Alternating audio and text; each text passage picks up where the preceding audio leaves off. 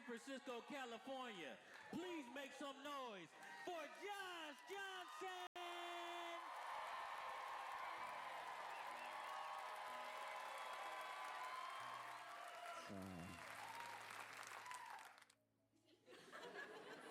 I've been having trouble. I can't stop thinking about how we've gone from this like 36-hour news cycle that we were kind of in last year to now this sort of 12-hour, maybe even 6-hour news cycle that we're in now. It's just everything bombards you all the time, and there's no time to take in a story as it's happening. As soon as a story happens, there's another thing to replace it that's the big deal for this 20 minutes, you know? And it's hard to even vet stories now. Like, there'll be a story that seems like a big deal, but the more you think about it, the more you're like, why'd you tell me that? But it'll be big news for a second, and then it'll be like, oh, but then that was just wasting my time, okay? Like, I don't know if you saw, but apparently, after all this time, they've nailed it down. They've solved it. Apparently, we got Jack the Ripper.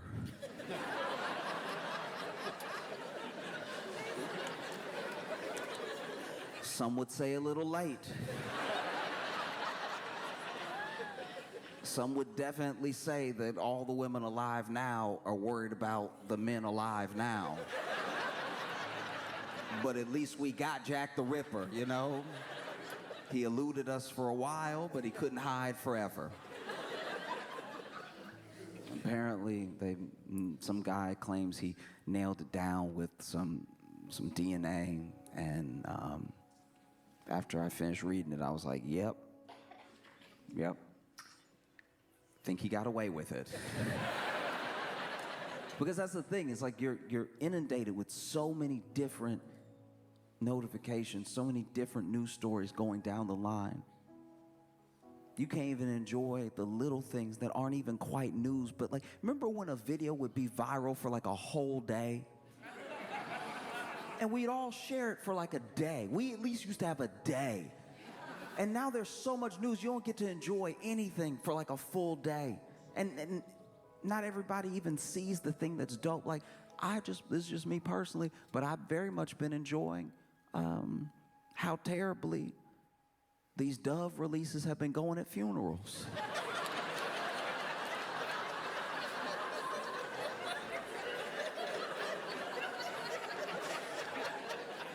In case you're not familiar,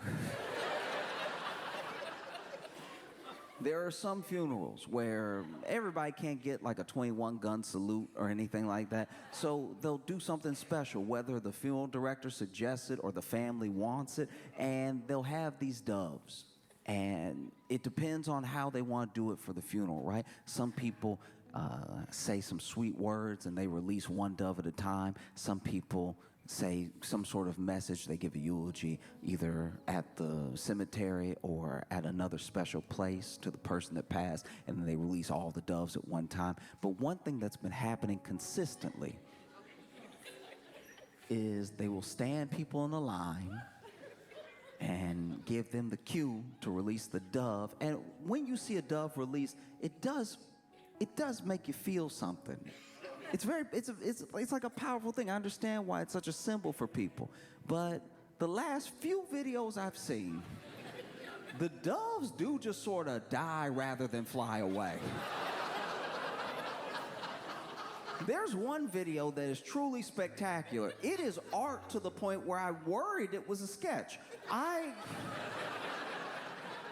There's 3 family members standing in a row, and his first one's cute to throw the dove up, and she even bends her knees a little bit, really give it some oomph, and the dove bounces off her hands and then bounces off the ground. As she snaps back, she's like, ooh, I hope that's not an omen. And then the second person releases their dove, and that dove flies off beautifully. And you're like, okay, not so bad. And then the third person goes to release his dove, and I think he knew his was dead. If anything, I feel like he pitched that one. He was trying to like, if I can toss it high enough, maybe it'll wake.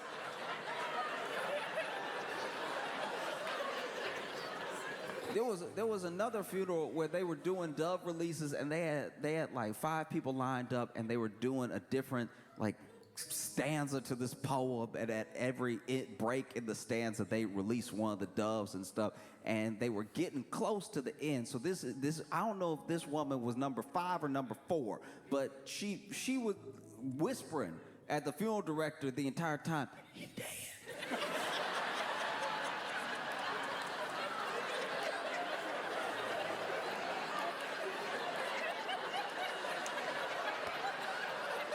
And the funeral director's like, what?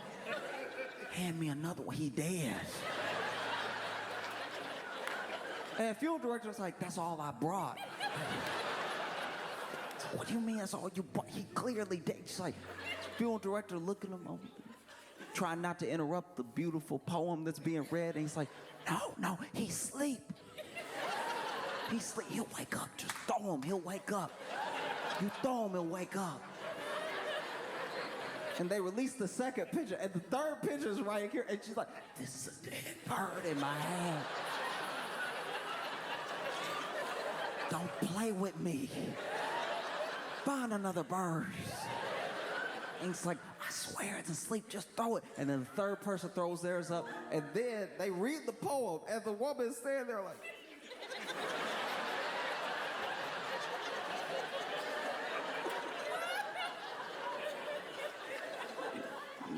you could tell they get the like last couple lines of the poem, and this woman holding this bird goes,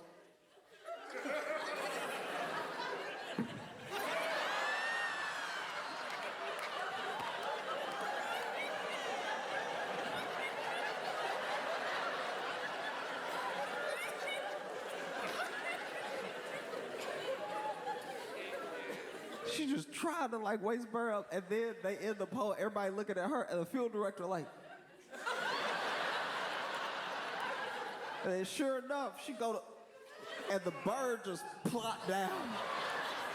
And she was looking at the funeral director, daggers, like, this your boy?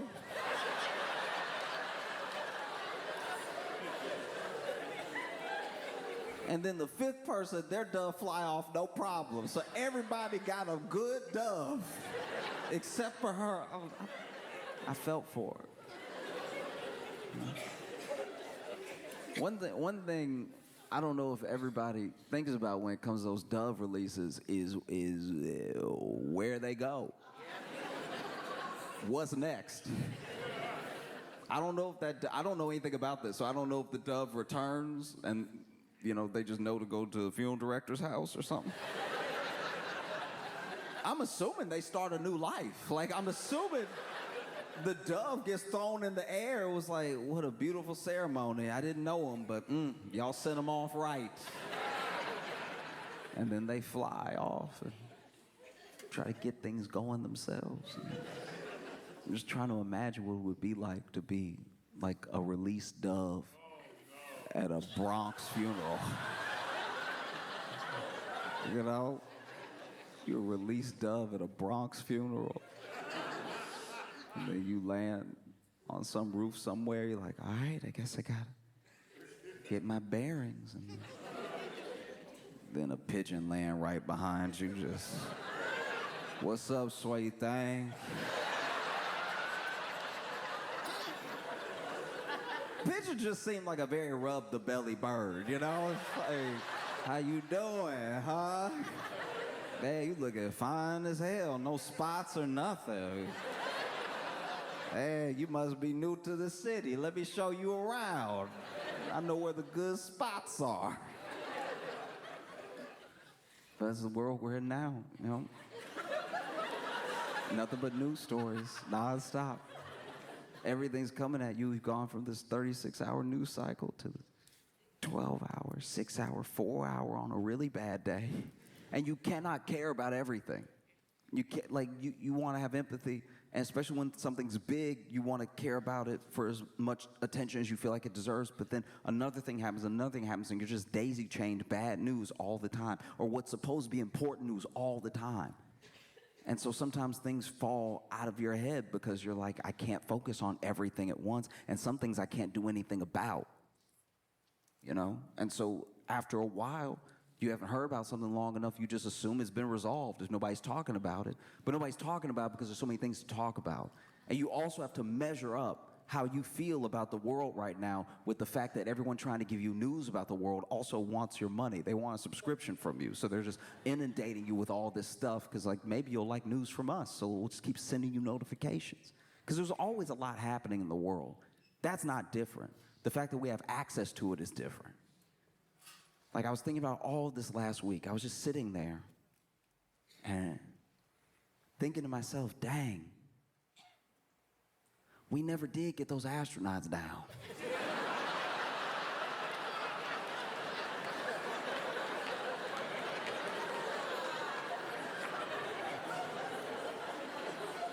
What's the plan? That was a while ago. We should probably do something about that. And look, it's not like I can do something about it. You know, I care, but I can't help. It's not like when your loudest, dumbest friend is in a bar fight, you know? And they're over there talking trash, or you're like, he over there, though. I would never be able to get there in time. There's nothing I could possibly do.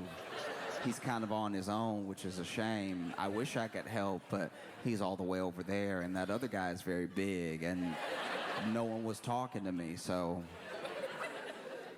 in case you don't know,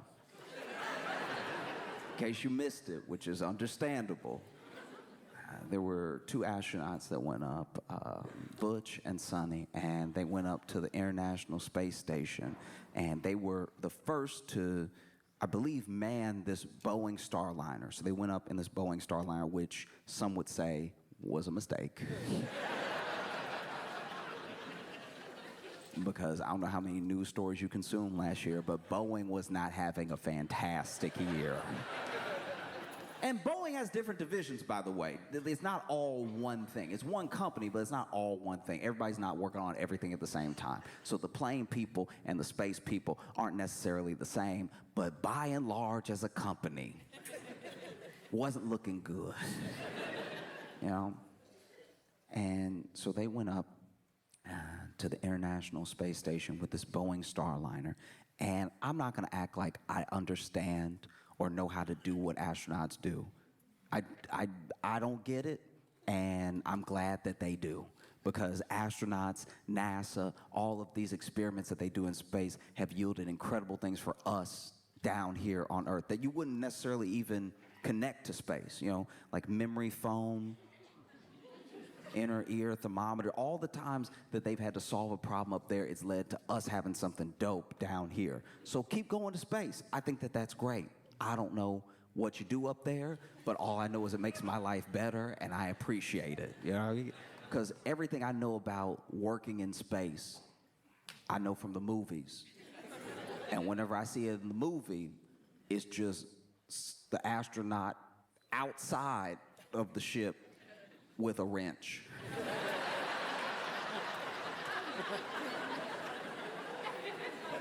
Every time I see it, it's Sandra Bullock or Bruce Willis outside the ship, just...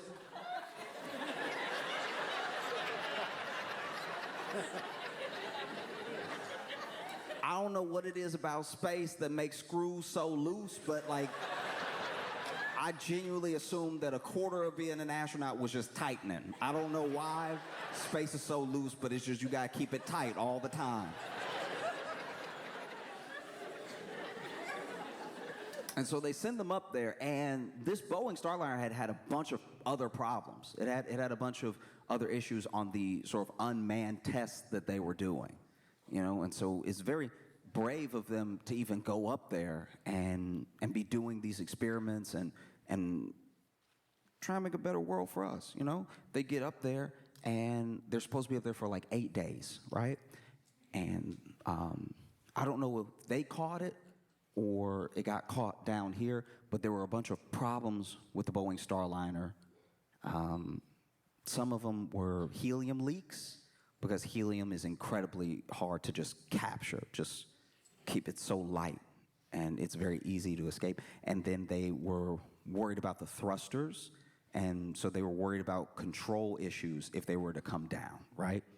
Because Boeing used to be a better company. Boeing used to be a company that put engineers and innovation first. And then they had a bit of a merger, and that merger started to prioritize shareholders, prioritize the money. And so some of that innovation, some of those engineers started to fall to the wayside, and you have what we get now, planes that make you a little nervous, and ships that only go one way.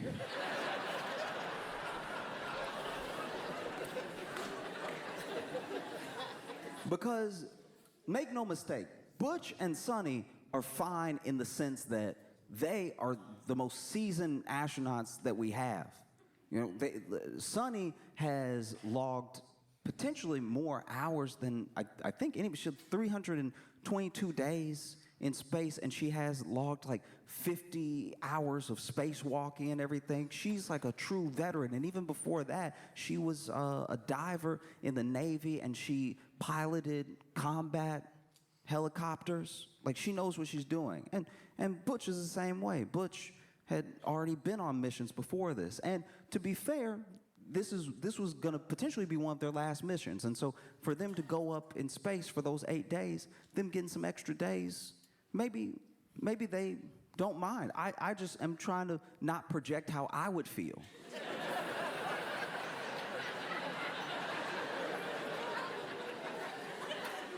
Because if it were me, because once again, I'm not an astronaut. I can never be an astronaut. Not good enough at math, throw up too easy. So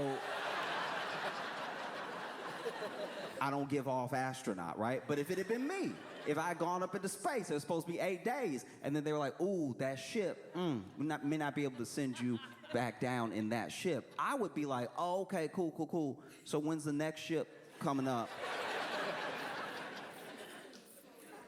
And so some of this is being explained to me by my friend, so forgive me if I'm like a bit incorrect, but he's saying that not only are they good because of how seasoned they are and how much they genuinely love being in space, but also because they have these like pods and stuff and different things they can send up to give them supplies, give them food and everything, give them things to continue their experiments, more wrenches. I don't know what it is, but like they can send stuff up. And so in my head, I was like, oh, okay, all right. Like, if you can send stuff up, like you can send a pod up or whatever, then why don't they just... Like, why don't they just hop in the pod when all the... Like, after they get all the food out and they eat the food, oh, delicious, and then they get in... They could get in the pod, right? And then take the pod down. He's like, no, it doesn't actually work like that. You know, it's not a manable ship and it's too small and everything. I was like, oh, okay, cool. Why don't they make a bigger pod? You know, enough to fit people with just some seats, just for fun, just some seats. And then they send that up, and they could even put like an Xbox controller in it, just to have something, you know? And then send them down with that. And he's like, Josh, it doesn't work like that. Like, everything you're saying doesn't make any sense. And I was like, okay, I understand that everything I'm saying doesn't make sense, but the way it does work is also sound like it doesn't make sense. To me. Just to me. All right? I'm not Butch and Sonny, and I'm not going to speak for them. I'm talking about if I was in space for too long, if it was me, which it will never be. It's not going to happen. I would pass out. So... this isn't even a problem that we really have to discuss. I just couldn't get it out of my head. Because in my head, it's like to send me something, but not let me come back down in the thing you sent me would be like if I was stranded. Imagine, stranded on Earth. Let's say I'm just stranded on Earth somewhere, and you're worried about me, and you're worried about me having supplies, having food and everything. So you send me an Uber Eats.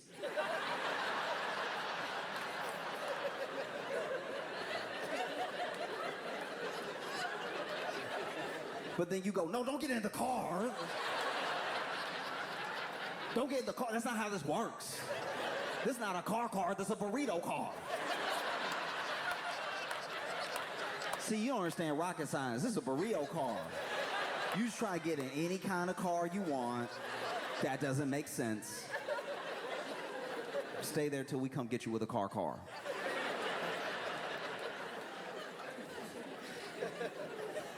Oh, it's tough.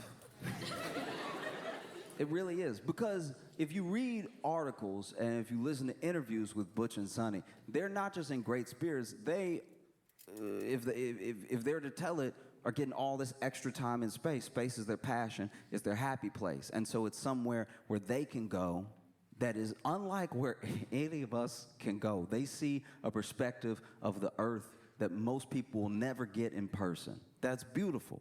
And the expanses that they get to wake up to, that's incredible, you know? And so if this really was gonna be one of their last missions and it lasts all this extra time, there is something to be said for like, wow, I really got to spend a surprising amount of time in space. And I hope they feel that way. I really do. I just know if it was me, I would also be putting a good face on. So that way, everybody's working real hard to bring me down and I can whoop some ass. That would be... Because you know how when you're on the phone with like customer service or something, you gotta be extra nice even though you're getting madder and madder and madder. Because if you start cursing, they're like, every time you swear at me, my computer seems to jam up. I don't know how the two are related, but they definitely are. May want to fix your attitude. No, I'm playing as nice as possible until I get down. And best believe when I get down, we're having it out. And I'm not even like a bad man like that. I can't even fight, but I tell you, I'm biting the first person I see.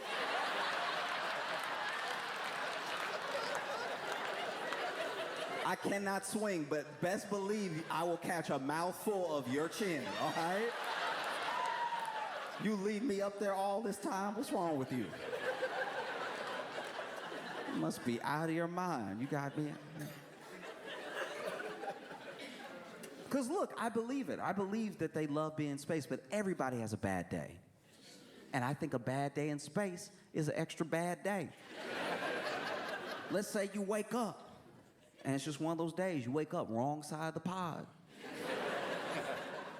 You know, very upset. And all you want to do is brush your teeth and maybe go read a book or something, you know. But you take your eyes off your toothbrush for 1 second. Now all of a sudden you...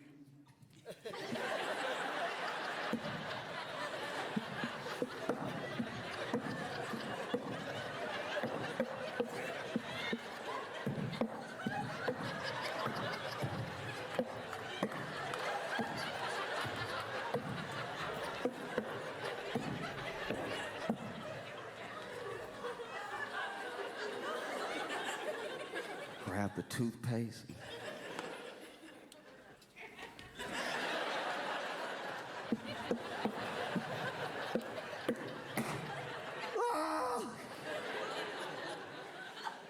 Oh. Or maybe, you know, you got your coworkers up there. Butch and Sonny, I'm sure they get along, but there's other people in the space station that can leave.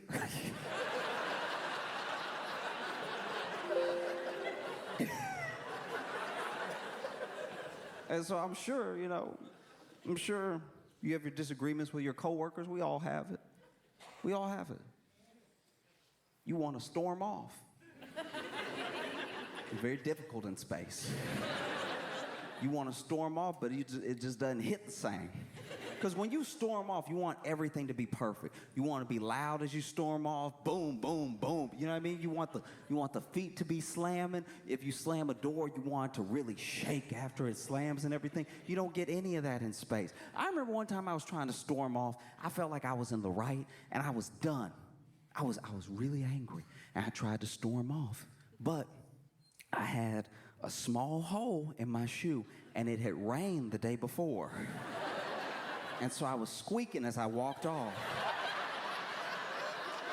And that's a hard thing to come back from, because I had the storming off words ready. I was like, this discussion is over.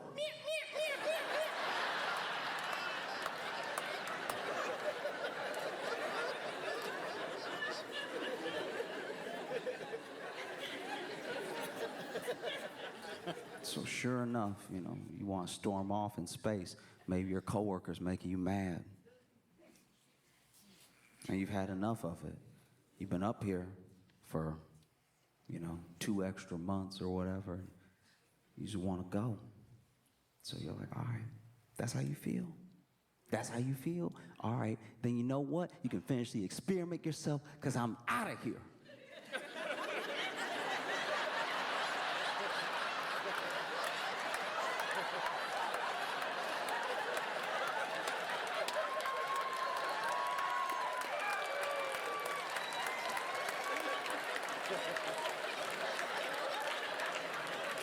I'm trying to leave.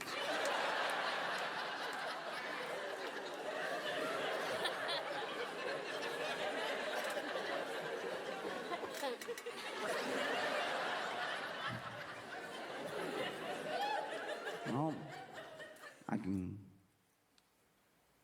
empathize with where the astronauts are coming from, because I worked at a grocery store, right? And give me a second.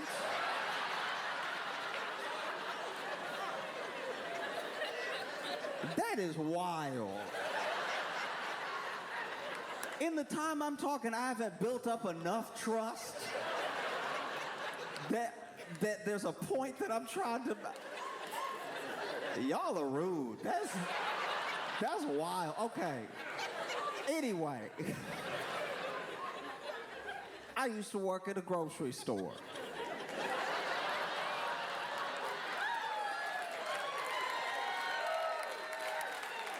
And I worked at this grocery store, and one of the reasons I wanted the job and one of the reasons I got the job is because my apartment was only going to be 1 mile from my home store. So I could walk to work, and if I was late, could run, right?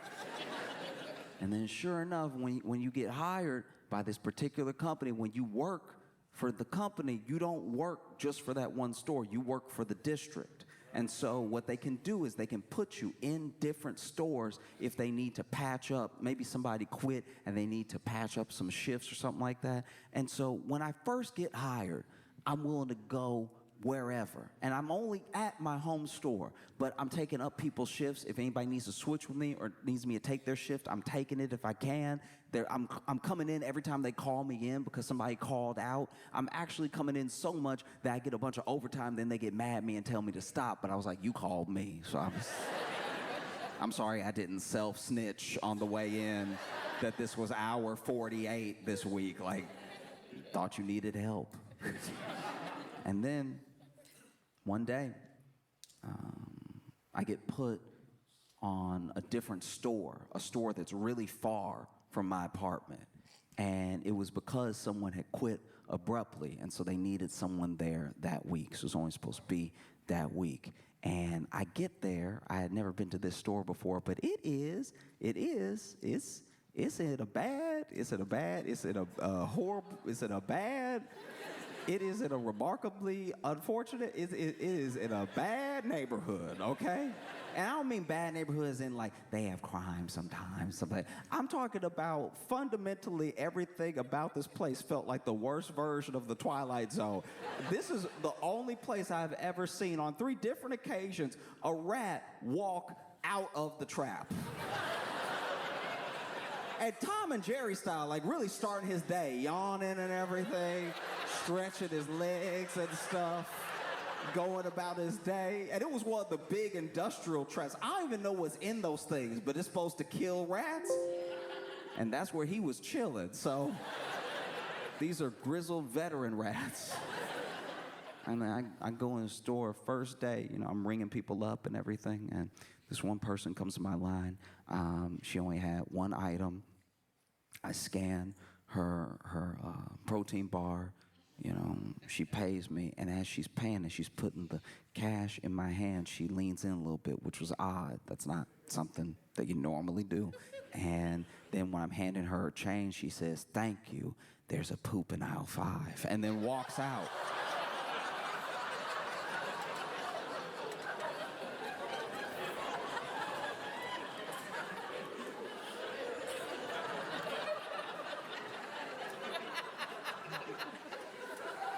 And I'm sure she didn't do it. I'm sure she didn't do it.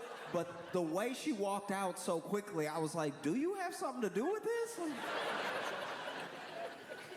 And so it's not really my problem. I'm hoping she was just joking. And so I just keep ringing people up, right? I'm just continuing to ring people up. And then my manager comes over, and my manager is like, hey, Josh, we gonna switch you off a register and put you on the floor for a little bit. Because, you know, there's so many crazy things happening today. And so I'll go ahead and switch with you. And so then I had to count out my till and then go to the floor. Now, I'm still not electing myself to go to aisle 5, right? I went straight back to the back room to grab some chips that were out in front. And so I grabbed the box, and I'm opening the box and, you know, starting to stock the chips. And I hear a scream. And so I'm like, okay, it must be real. I just hear someone go, whoa, whoa, whoa.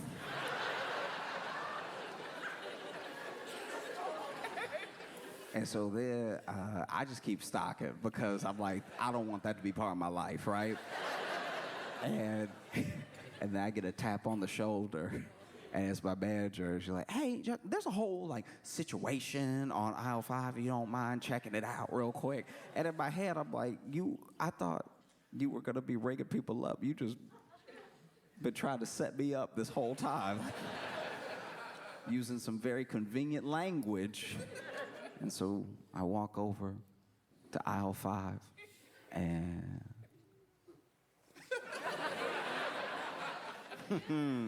I see it, right? And the only thing on aisle 5, on the way to aisle 5, by the way, I passed 2 people who were running away from aisle 5. Like, fully bumped me out of the way. Just like, huh, huh, huh. You know, like when you're in a zombie movie and everybody's running in one direction, but you got the shotgun, so you got to head towards the zombies. And so then I turn the corner, I see it, and the only thing on aisle 5 is it and one guy, and that one guy is looking at it, and then he looks at me and goes, I didn't do it.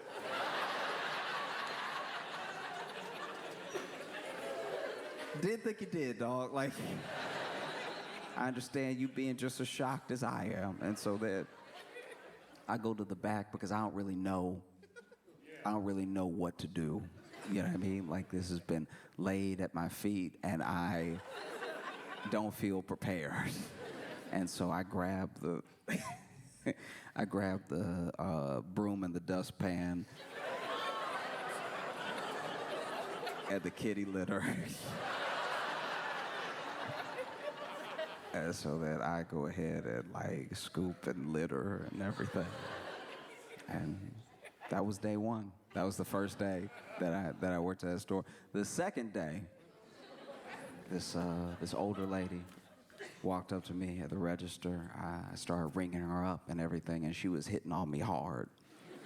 And she was hitting on me in the way that older people can hit on you because they're not saying anything vulgar, but they're being very vulgar at the same time. They're not using the words, but you can tell the intent is there. And so she walked up and she was like, hi, young man. And I was like, that's the wildest I've ever been called young man in my life, because she really hit that hard A with the man. It lasted forever. She's like, how you doing, young man?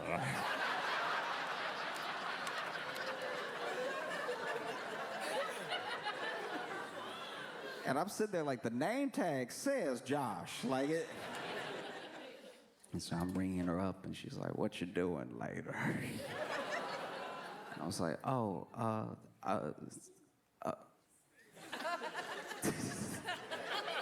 work. I'm just ringing things up as fast as I can. And then she's like, can you bag it for me? I was like, sure. So I'm putting it in the bag. She looks at me and she's like, I like the way you do it. And I'm like, you can see what I'm saying. Like, this is X-rated, what she's doing to me right now. But it's all under the radar. It's all, if you try to call her out for this right now, she'd be like, I'm not doing anything. But like, we can all hear it together right now. Like, I like the way you do it. I'm like, oh, okay. Thank you. Thanks so much. Meanwhile, I'm just ringing up can after can of prunes. It's just nothing but prunes. It's like the store's worth of prunes. In my head, I'm like, there's no way she's gonna be able to carry all this. Put the last one in the bag. And she was like,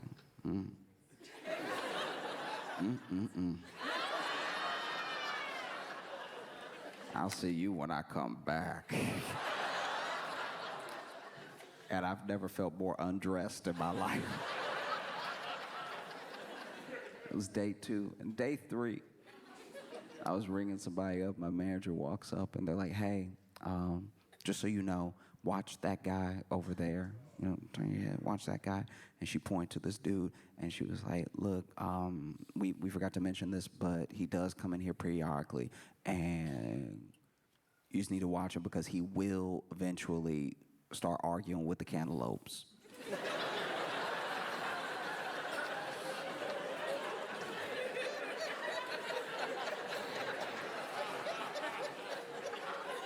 And I always try to be respectful of my bosses and stuff, but I did turn to her like, what am I supposed to do about that? Break it up? Like, what do you expect? Why you even tell me this information? We have a security guard, right?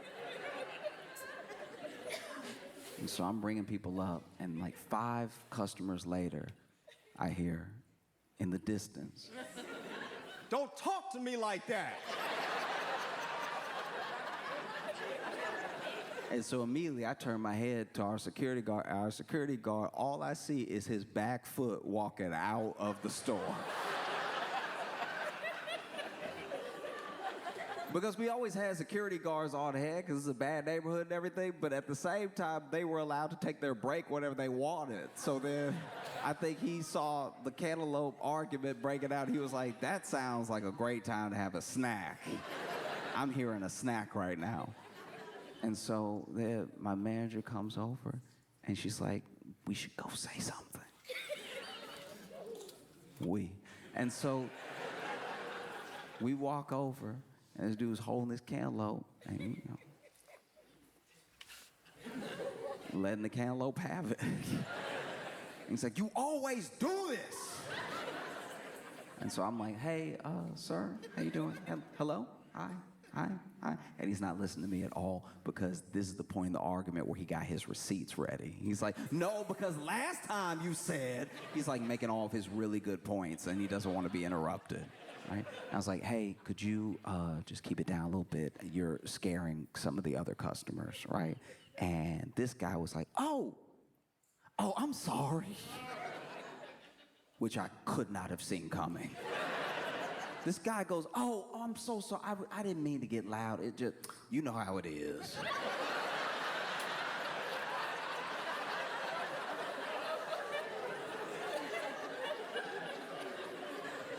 I was like, yeah, no, I know, yeah, cool.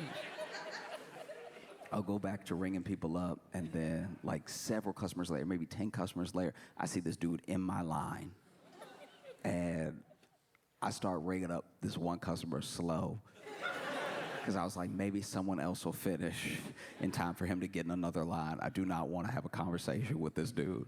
And as I'm ringing them up, this guy's holding the cantaloupe, and he goes, don't start again. Don't start again. And right as I look up, he's like, you know what? We're through. And he slammed the cantaloupe down. And I know he was arguing with a cantaloupe. But in that moment, I was like, oh.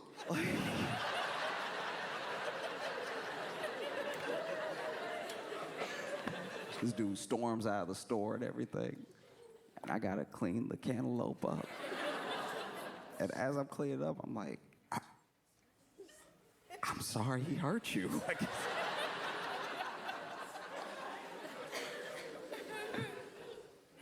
And that was just 3 days working there. You know, 3 days working there. And I was supposed to be there for a week. And they ended up having me there for 6 months. So when I tell you I can empathize what the astronauts are going through, like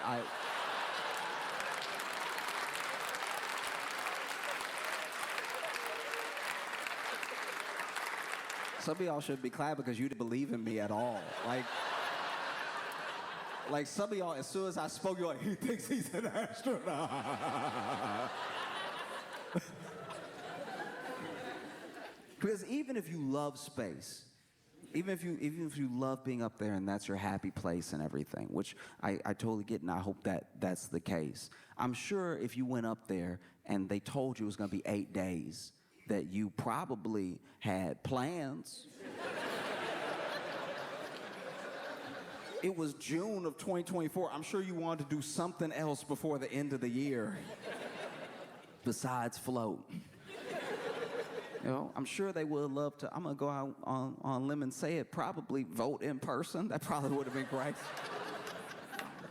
And now they're up there.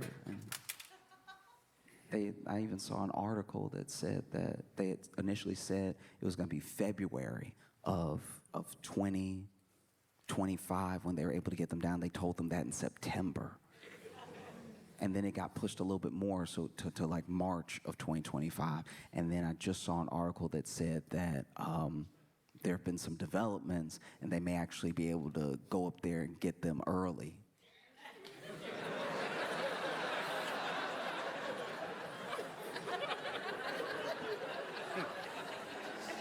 If it were me, I'd be like, don't say early around me. Don't say early around me at all.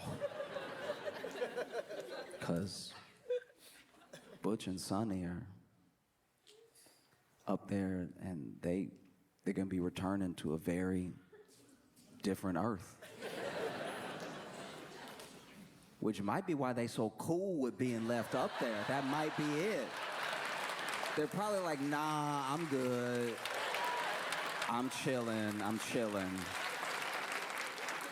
Don't worry about me.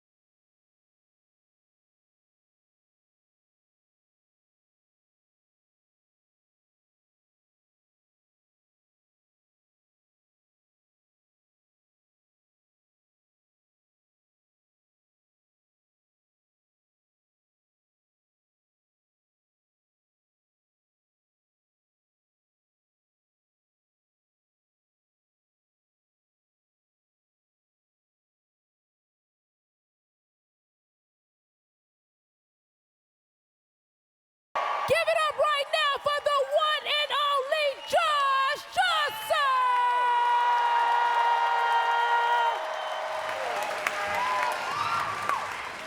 I reflected a lot, and I came up with a lot of New Year's resolutions this year. I don't normally do it. I almost never do New Year's resolutions, but this year I had kind of a bunch, because it just so happened I was really thinking about myself and life when the time came. And the problem with New Year's resolutions, the reason that they're so hard to keep, is that a year is a year long. If you could make a New Year's resolution and really only had to do it for like 3 weeks, you'd knock it out of the park. But there's something about the 5th Monday where you're like, again? No. And I think we should all cut ourselves some slack, genuinely, when you have trouble making your New Year's resolution a habit or sticking to it, because New Year's resolutions are as old as calendars. So as long as we've been keeping track, we've been trying to be better and failing. It's very human. And our New Year's resolutions, by and large, are things that we're gonna do or stop doing to stop hurting ourselves. If you read through history and you go back to the New Year's resolutions of whole civilizations, right? The Babylonians, the Romans, these people would have ceremonies, and usually a lot of what they did, a lot of their New Year's resolutions, was to appease their gods or the tribe at large. It wasn't just about them. And all of our New Year's resolutions, for the most part, are things we're gonna stop doing or start doing to stop hurting ourselves. They had New Year's resolutions to stop hurting other people. You read back in history, there were just New Year's resolutions of whole tribes that were like, this year, y'all, we not gonna pillage. We were doing too much last year. We were pillaging over here. Not everything needed to be pillaged. We need to start focusing on us, all right? Even probably had a tribe leader came up with a slogan, we not gonna pillage, we gonna be a village.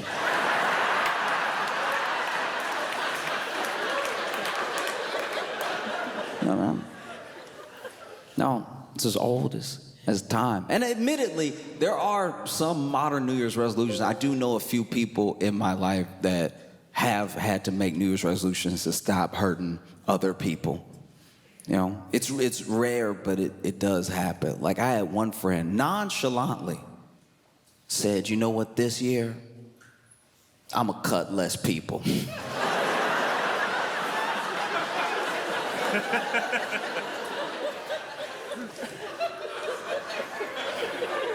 First of all, I didn't know she was cutting anybody. Second, your New Year's resolution is day one. Your New Year's resolution is to cut less. You didn't say none. None was an option. The year hasn't happened yet. You haven't even met who will be worth cutting, and you're still like, I might maybe give them a pass.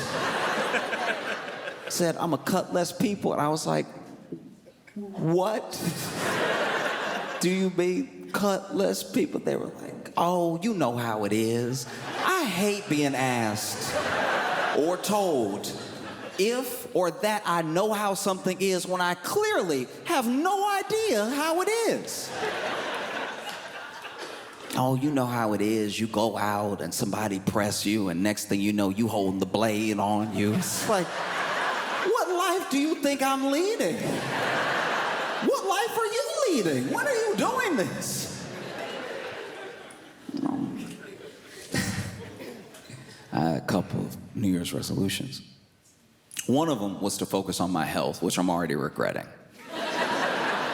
Genuinely, because this is my thing. When you try to focus on your health in the beginning of the year, you really think you're gonna do it. And that's why I'm making a New Year's resolution. If you tell me what I'm doing wrong, if you tell me what's wrong with me in like September, I'm probably gonna be like, then I'll die, sorry. I like doing that. But if we're starting a new year and you're like, don't do that, I'll be like, okay, I'll try, right? No, but the problem is when you focus on your health, you have to go to the doctor. And going to the doctor is a little bit too exact and final for me. If something's wrong with me and I'm telling a friend about it and we're just sort of going back and forth, spitballing about what it could be, it's almost kind of fun. You're like, maybe it's that. Oh, maybe it's that. Let's Google it. Oh, we shouldn't have Googled it. You know what I mean? But when you go to the doctor's like, no, you sick. No. And basically, I had to go to the doctor pretty early because, all right, it's embarrassing to admit, but I feel like if I'm open, if I'm vulnerable about it, then it'll hopefully remove some of the stigma, okay? I had to go to the doctor because too many, I would even say most of my farts were whistling.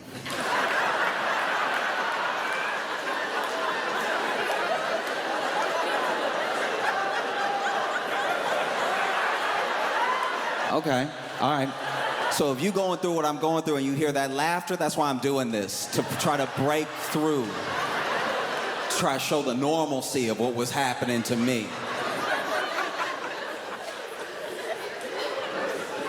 So basically, when I would fart, I don't even fart all the time, but every once in a while, you know, one goes, and it was just having at the tail end, very tail end, it was having just a little like to it.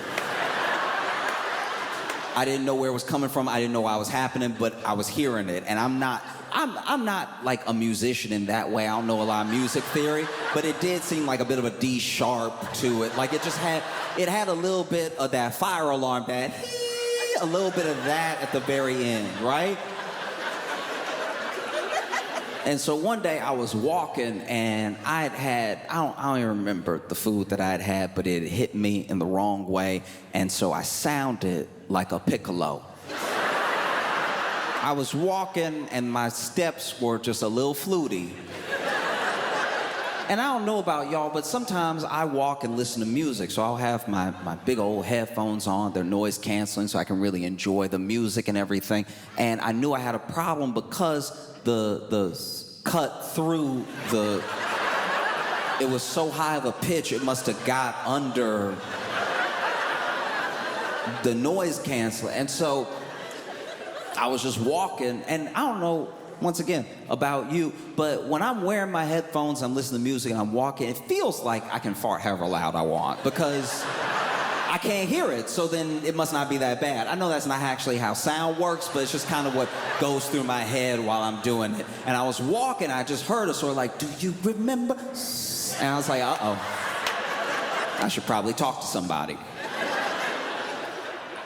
And so I did. I went to the doctor, and when I got to the doctor, I had a bit of an issue because I even tried to use as many big words as I could to describe what was happening to lessen the blow of what I had to say. So I was like, my flatulence is having some orchestral notes to it. And the doctor was like, what? And I'm like, don't do that. One of the main reasons I hate going to the doctor is because if you're a doctor, and especially if you're older than me and you're a doctor, I'm assuming you've been a doctor for a while, right? And if you've been a doctor for a while, then I'm assuming you've seen a lot of stuff. But somehow, when I go to the doctor and I tell them my problem, they've never heard of it before. You got all these encyclopedias in here with all these diagrams of people's bodies and stuff, but then I tell you what I'm having, you're like, what? And then I just made it simple. I was like, look, my farts are whistling. He was like, what? And I was like, that's worse. What happened to bedside manner? And so, you know, he fixed it.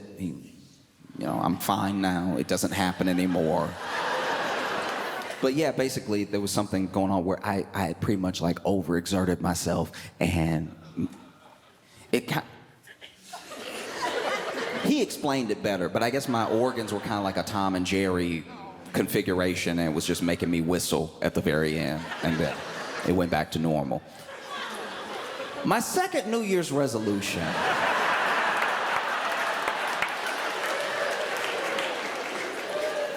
was to be very mindful about what I do and say on a podcast. Now, I'm not perfect, but this has been the downfall of a lot of people. I'm not even saying that there's never gonna be a podcast where I talk out of pocket. I don't know.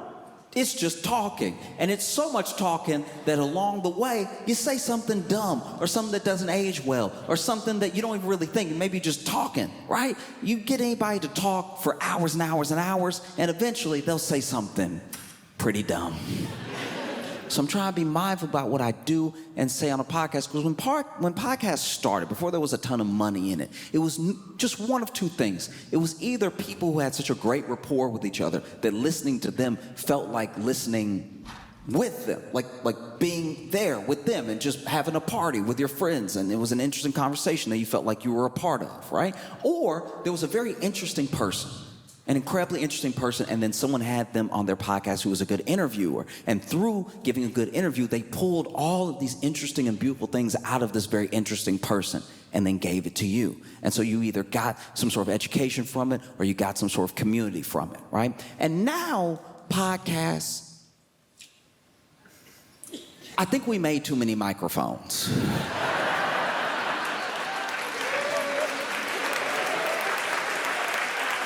Because now it's a genuine mess. You know? Like, I watched what I think was maybe one of the most important podcast clips of all time, one that exactly, perfectly describes what I'm kind of talking about. Mike D has a podcast, and in that podcast, he was talking to OG Tulo, a rapper. And while he was talking to him, OG Tulo reaches into his pocket and somehow shoots himself in the leg.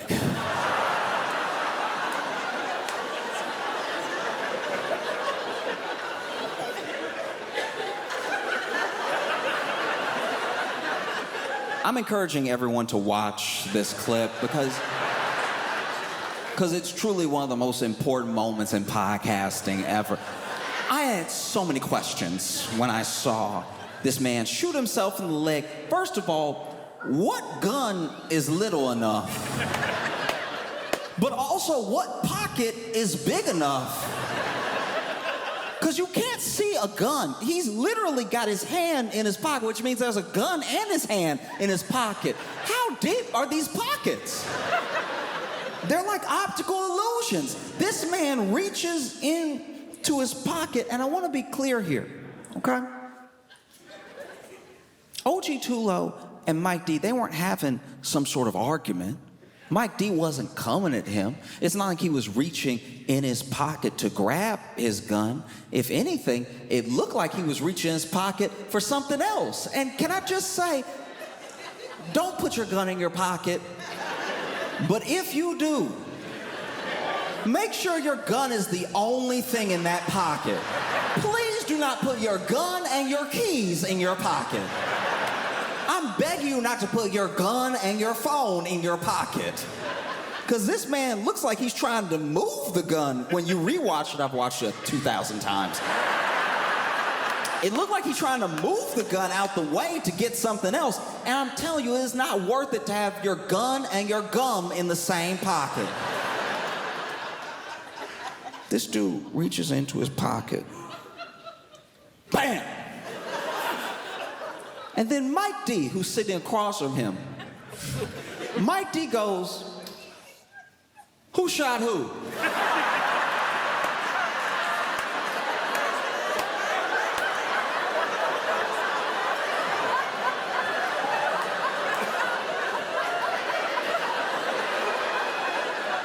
They're facing each other. He turns to the cameras out there where the people are, who I guess are producing the podcast. And he turns to them and goes, "Who shot who?"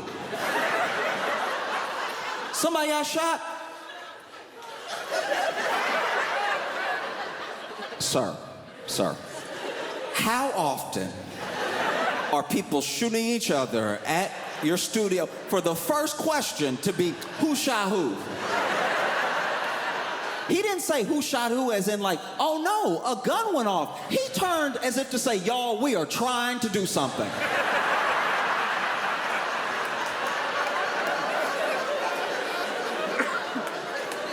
This man turns, "Who shot who?" Somebody got shot?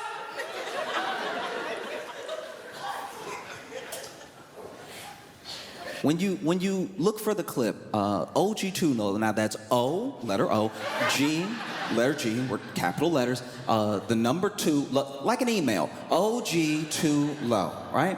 OG2low is fascinating to me because there are a lot of rappers who their name is not, it's not true to who they are as a person, right?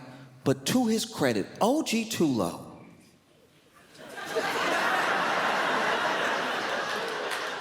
shoots himself in the leg and only goes, his reaction to shooting himself in the leg, all he does is go, ooh.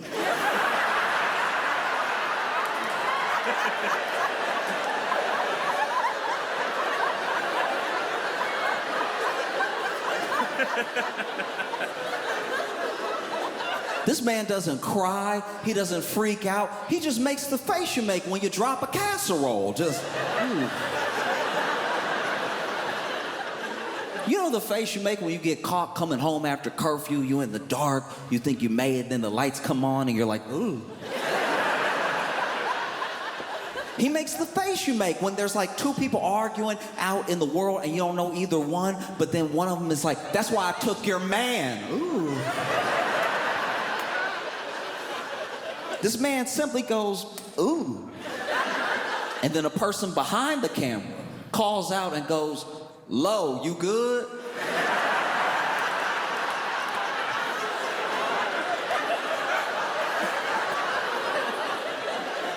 There are a few things I hate more than being asked if I'm good when I should not be good. When I'm clearly, people wait till you hurt to ask if you're okay. And I understand the reflex question, but you just saw something very bad happen. You saw a man reach in his pocket where he clearly forgot he had a gun. And then shoot himself in the leg, and now you go, Low, you good? And OG2low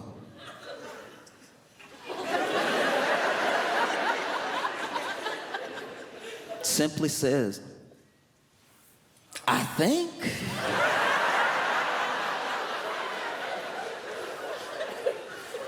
And so I'm trying to be more mindful about what podcasts I do and what I do on them, because I've seen how bad it can go.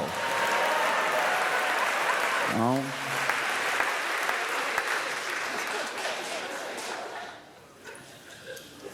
Another thing, another New Year's resolution I had was to take better pictures of my male friends. Okay?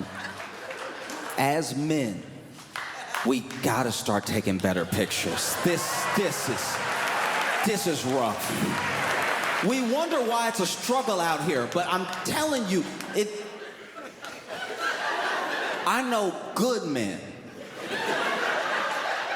Not just decent men, I'm talking about good, wholesome men, father figures, father material, marriage material men who are out here taking pictures forehead first.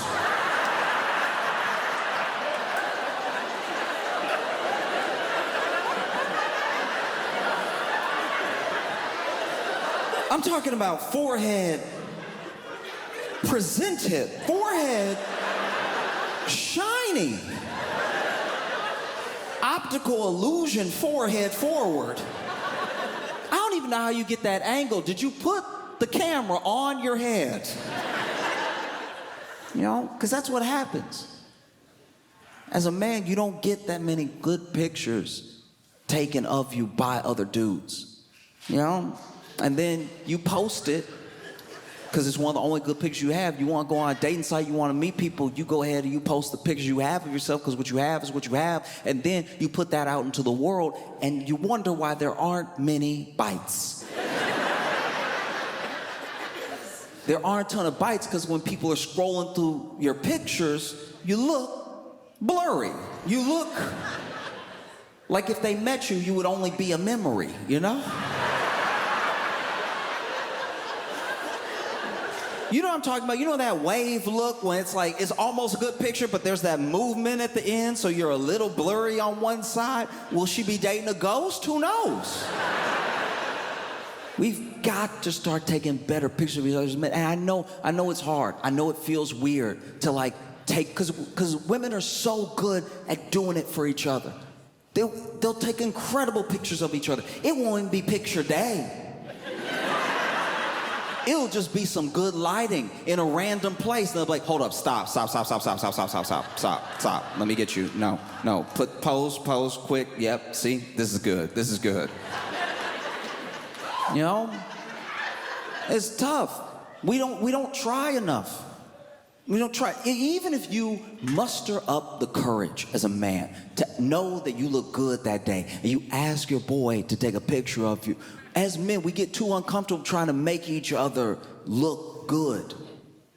Like you're scared to try to make your boy look hot.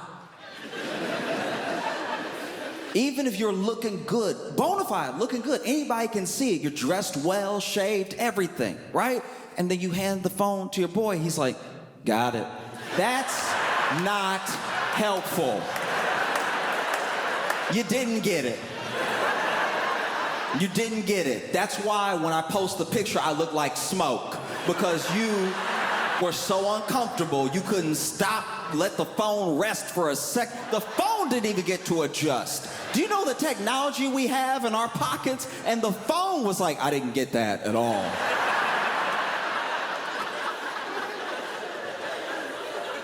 Women will do anything to take a good picture of their friend, especially when the friendship is mixed. Like when you're out with your male, female friends, and you're just walking, going to a restaurant, whatever, and then there's a moment where it's like, hey, this is good lighting, stop, let me take a picture of you. I've seen work put in. Because they love their friend. The things I've seen, it's not just one of these. I've seen women get angles for each other. Angles that it never occurred to me to get. The way that I've seen women work their knees backwards.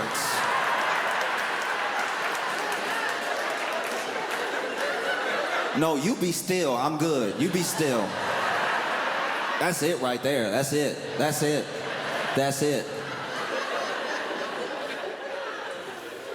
No. Men take such bad pictures of ourselves and have such bad pictures of us taken. I'm pretty sure that's why nobody looks for us when we go missing.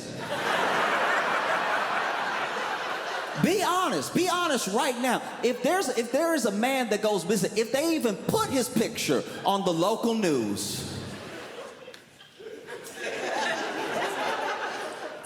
it's the worst picture of him if it's not a picture from high school. If it's not his high school picture with that bow tie or whatever, it's just him being like... And then you see the picture and you're like, I think he did it. I think he kidnapped him. That's what happened. I solved it. We don't need to look. That's why when you put a woman's picture on the national news, it's any picture. It's just a picture of her that's recent. And people are like, find her! Because it's a good picture.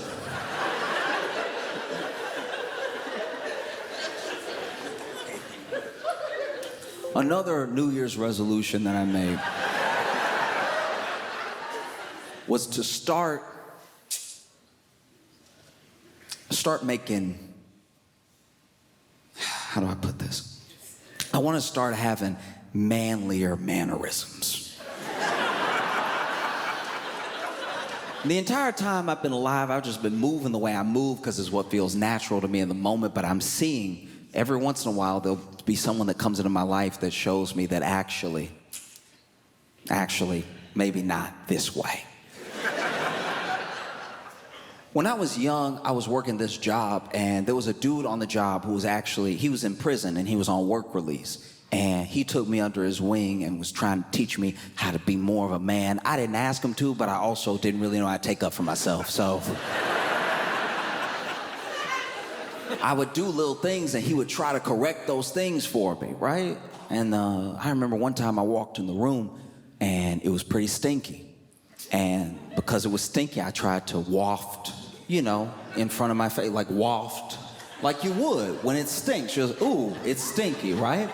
You know what I mean? Like, You've done this. Don't act like I'm... It was stinky, right? But the way I did it, my hands were too fluid when I was... Because it was stinky, but I felt like this was more efficient to get it out of my face. I was like whipping it out of the way, right?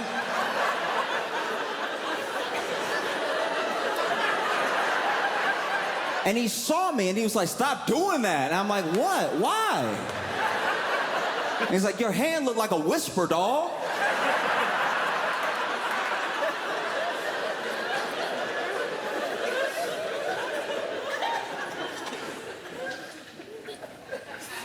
One time he tried to, dap me up, but he had big hands. And so when he did it, I'm not gonna lie, it hurt. And so I pulled my hand back, and I pulled my hand back like,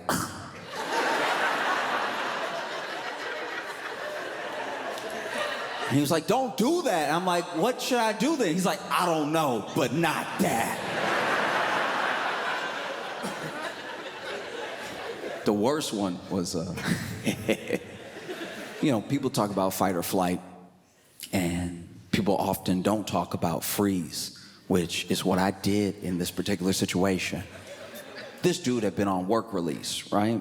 And some dudes who he must have got into it with before he went to jail found out where he worked. They waited for him to take a smoke break, and they tried to jump him. Now, initially, when they tried to jump him, they were just pressing him outside, talking. I don't know if he owed them money. I don't know what the situation was. All I know is I'm walking out with the trash, and then they swing on this dude, all right? And then he, by himself, fights off both of these dudes. And he's not really losing or winning, but he'll take one to give one, and then he'll get one good enough that they back up a bit so he can focus on the other one and then go back to this guy and everything. But then at one point, my man, he gets clipped. He gets clipped by one of these dudes, right? And they have him with an uppercut, and he goes backwards. And I'm not proud of it, but it was my genuine reaction. When he got hit, I did go.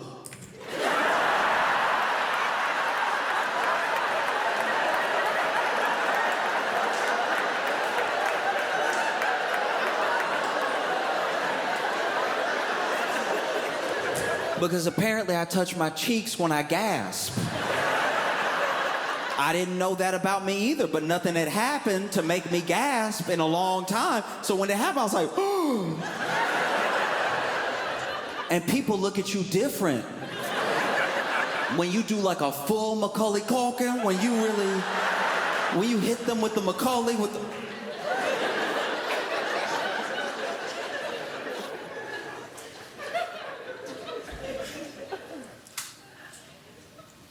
Another one of my New Year's resolutions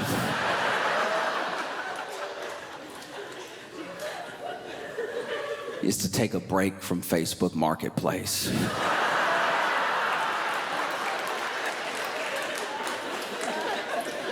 This is my thing. It's not even that I'm buying a lot, it's just everyone that I seem to buy off of on Facebook Marketplace I'm never meeting them at a good point in their life. Right? So when I meet them, there's a whole energy to it that doesn't feel like just regular commerce. As an example, I went over one time, I needed a bed frame, so I went to purchase the bed frame. Facebook Marketplace, I show up, right? I've already paid, and I show up to pick up the bed frame, and it's not as if I came there to make a friend. I wasn't trying to sit down and have tea or something like that. I really was there to pick up the bed frame and be out. But the way I was being rushed the entire time was making this start to feel like some stolen goods. Do you know what I mean? I'm like, all right, so can I help you put it somewhere? Do you have a truck or do you have something? I was like, oh, okay, all right, calm down, right? And then while taking the bed frame, there's a piece missing. And so then they go to get this piece. And when they go to get the piece, there's a truck that pulls up. And then when they walk back out, they're like, oh no. And then this guy gets out of the truck and he's like, Amy, why? Why? And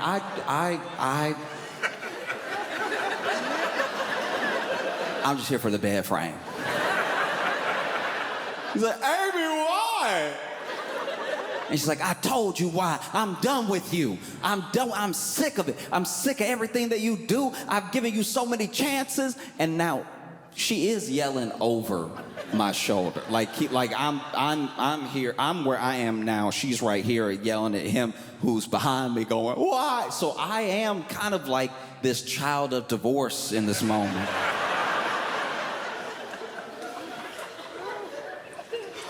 He's like, why? I told you why. No, but why, Amy? Is it him?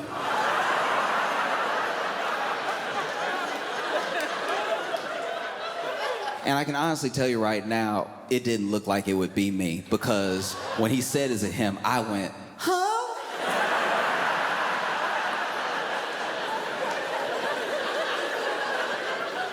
And then she went, what? No. She didn't have that.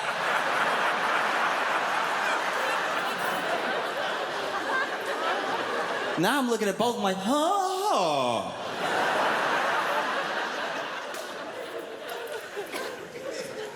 And they clearly had some stuff to work out, and I was very uncomfortable. I couldn't get the piece because she was still looking for it. He was crying, so I left the bed frame. There was another time where I was going to buy a teddy bear. I had someone that I was trying to get the teddy bear for because they like novelty teddy bears. I was trying to do something a little sweet and everything. And I go there to pick up the teddy bear. And not everybody posts the dimensions of the item that you're buying. But when I get there, the teddy bear, my size, right? So way bigger than I was expecting. The teddy bear is like a 5-foot-something teddy bear. And this particular teddy bear, which was apparently like novelty because it was made like handmade and everything, from behind, the teddy bear had a lot of ass.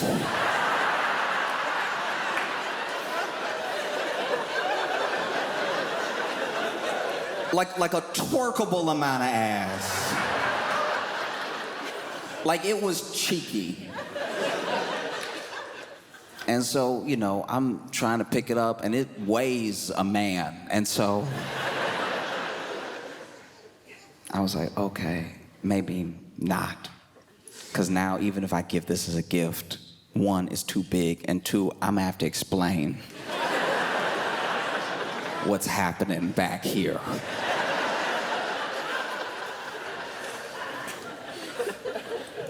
I went to buy a fridge one time, and I get there, and I'm talking to this guy about the fridge, like where I should go get it, and he's looking at me confused.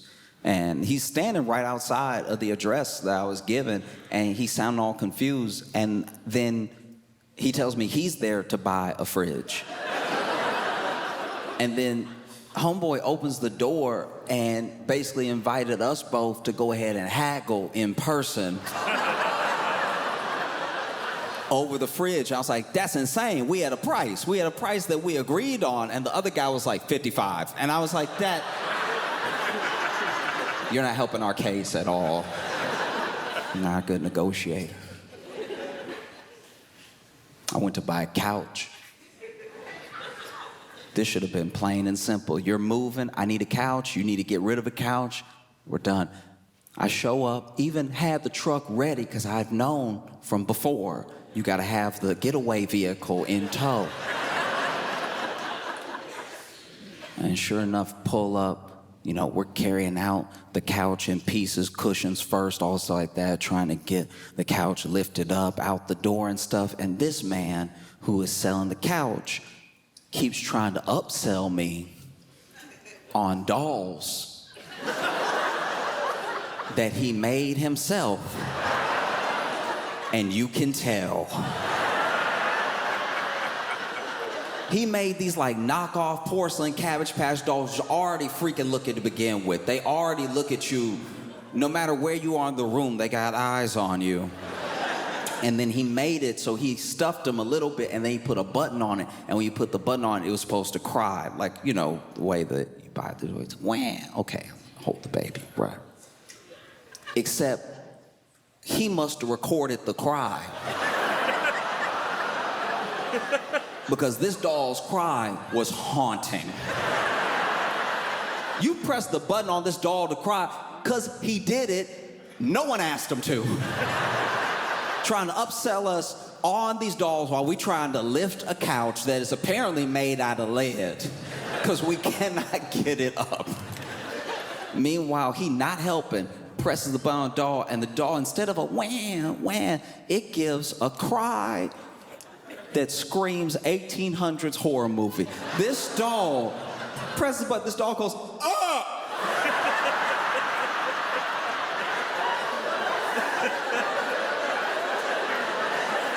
I'm doing that because he made so the mouth open.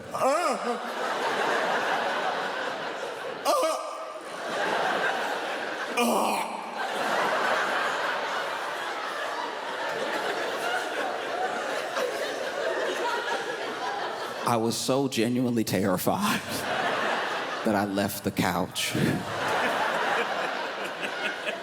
That's why I need to take a break from Facebook Marketplace, because I don't really leave with my items. I don't really...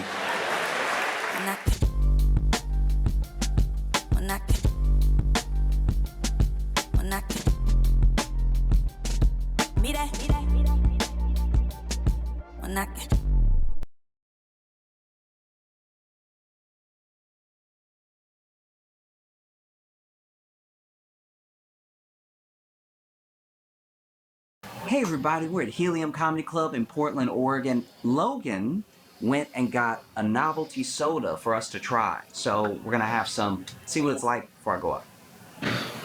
Oh, okay. Went with red, that's...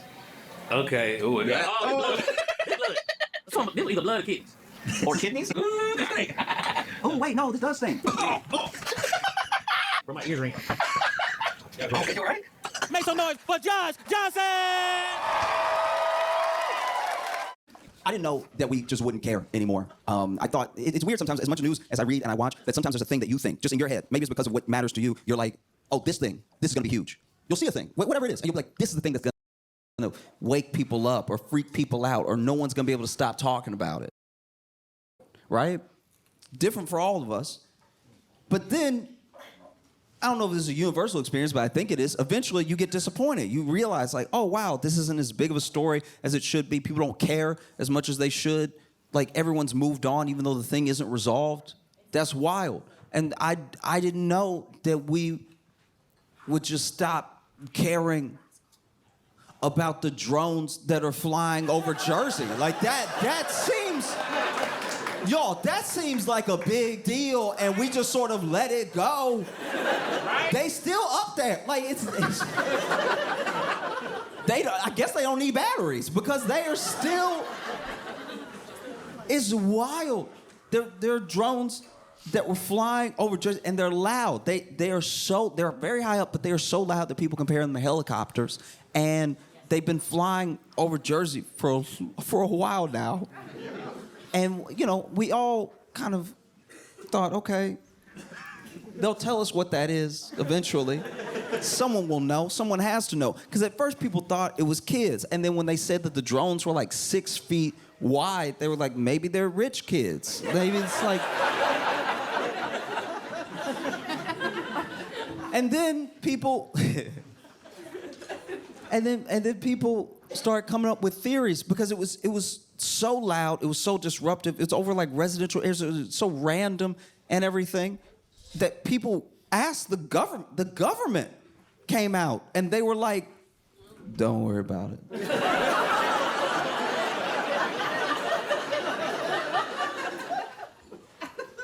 Don't worry about it. The government has never said, don't worry about it. Y'all, the government said, don't worry about it in American history, the government, I would honestly tell you to watch at least like one White House press conference, one like hour of C-SPAN. The most asinine, insane, minute questions get asked of the press secretary. And I'm not saying they always have a legitimate answer, but they always at least try to answer the thing in some capacity, no matter how dumb it is. They never say, don't worry about it. That's never been the tact that the US government has taken. Don't worry about it. We shot a balloon immediately. Remember that balloon that we couldn't tell because none of the pictures looked clear enough if it was a child's balloon or if it was actually a spy balloon? But we shot it, I think, with a missile and said, that was a spy. That looked like China. We've still never fully confirmed that, by the way. No one has come out. China hasn't been like, we did send that balloon. That's our bad. We were feeling festive. We were playing. It's never happened. That is crazy. Don't worry about it. There are brown people just alive in other places and the government's worried about it. Like that, don't worry about it. That's crazy.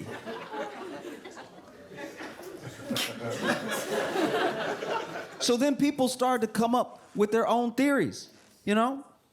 People started to be like, I don't know. I mean, I think it's a foreign entity. I think it's a foreign entity doing reconnaissance. They're spying on us. It could be China, could be anybody. They're using these drones to spy on us. And I was like, okay. Maybe China sent a drone as loud as a helicopter with lights on it to spy on Tony's house. Like maybe there is a foreign government that has the money and the resources to send so many, it's like a bunch of them, so many drones over that can just stay up in the air forever and can evade when people try to like shoot them down and everything. Maybe a government has all the money and technology to do that, but they don't have Google Earth.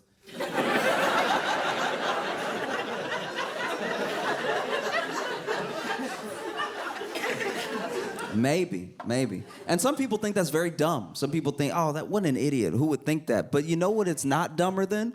Don't worry about it. That's the dumbest thing a person could say.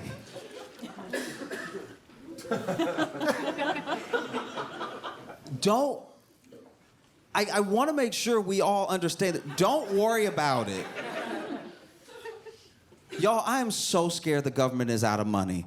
Don't worry about it is the most broke parent thing to say.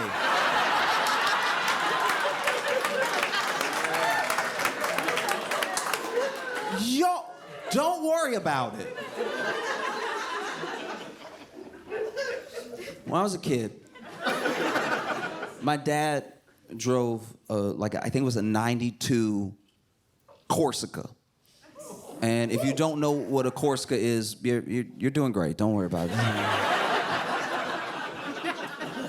But he drove this 92 Corsica, and the Corsica had a hole in the back on the floor. There was a hole.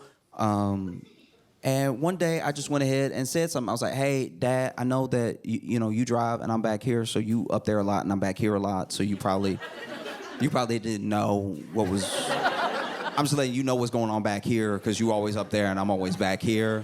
But there is a me-sized hole in the floor of the car. So just in case you ever pick me up and then you don't see me and you're like, I swear I just picked him up. Where is he? I probably went through the hole that's in the back of the car because there's a hole. I see the road and we are going fast. Like there's a lot. I thought we were going fast when I looked out the window. When you look through the hole, we're going light speed. Okay? So what are we gonna do about the me-sized hole in the back? And he was like, don't worry about it. And I was like, that's because we don't have resources. Okay.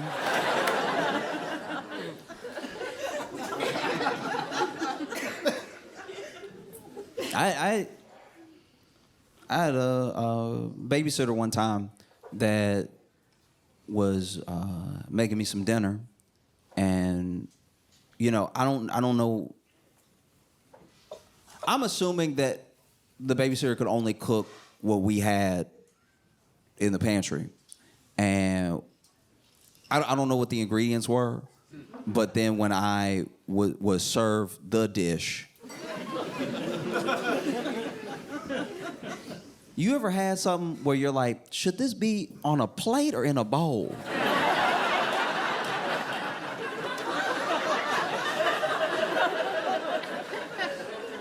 Because it has enough girth to stand on its own.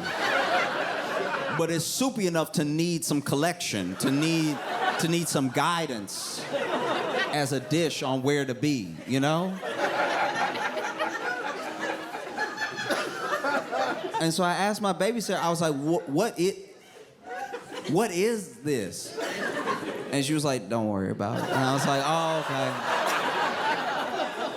okay. This is a broke meal. That's what's been cooked for me right now, is something that only happens when you have ingredients that cost 23 cents and you put them all together to make a full $2.25 meal.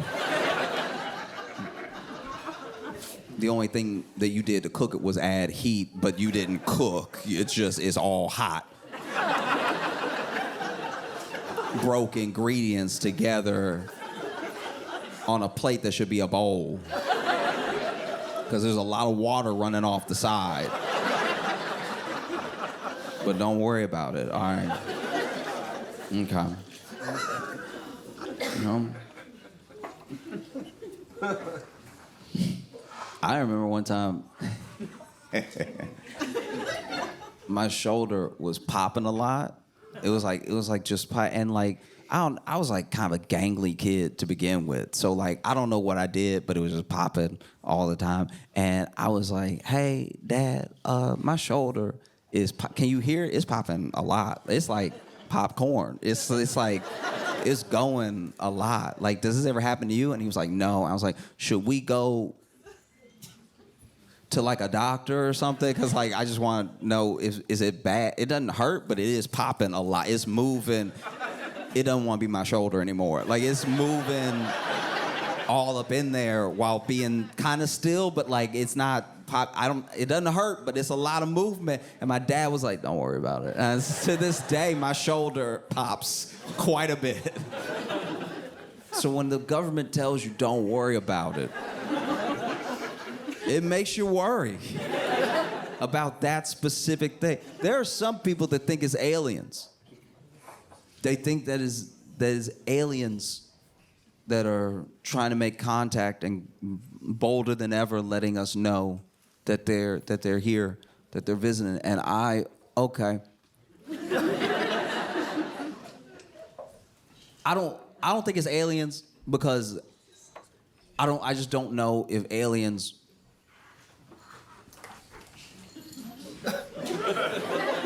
I'm really not being disparaging when I say this. I'm just being honest. If you cross dimensions, I don't know if Jersey would be the first stop. And that's...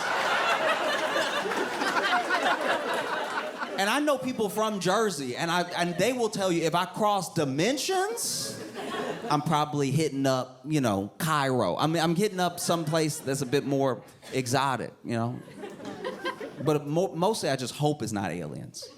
I hope that it's not aliens because we as humans, this isn't the time to visit us. Like do you know what I mean? Like we're not putting our best foot forward as humanity to get visitors right now.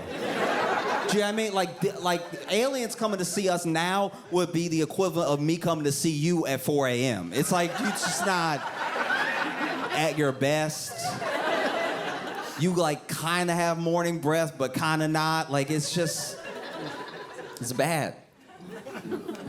No, I don't think aliens would. If aliens are gonna come, they should have done it either 30 years ago or 100 years from now. I think that humanity is not.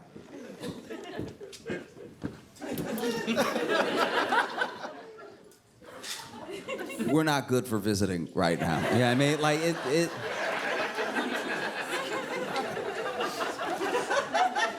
Mainly because we're the only species. Every other species of everything on the planet, every other species of animal is doing their best to evolve.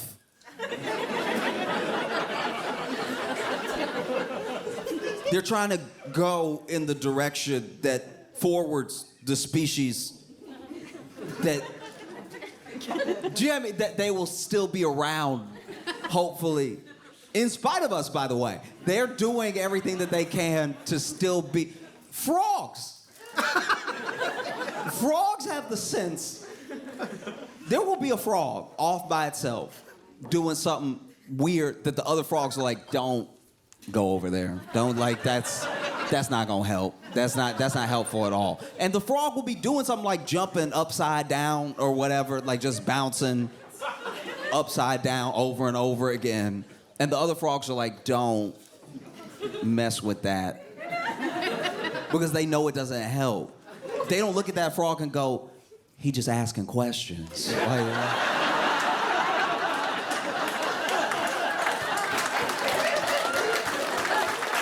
yeah, I mean, like, he a free thinker. That's what that is. That's why he jumping upside down. Why y'all all jumping right side up like some sheep frogs? Why don't you start bouncing upside down for no reason? See if that doesn't do something to your mind. No, they're like, that's not gonna be helpful.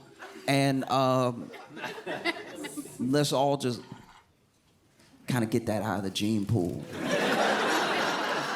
as best as possible. No, we're not serious at all. It's painful.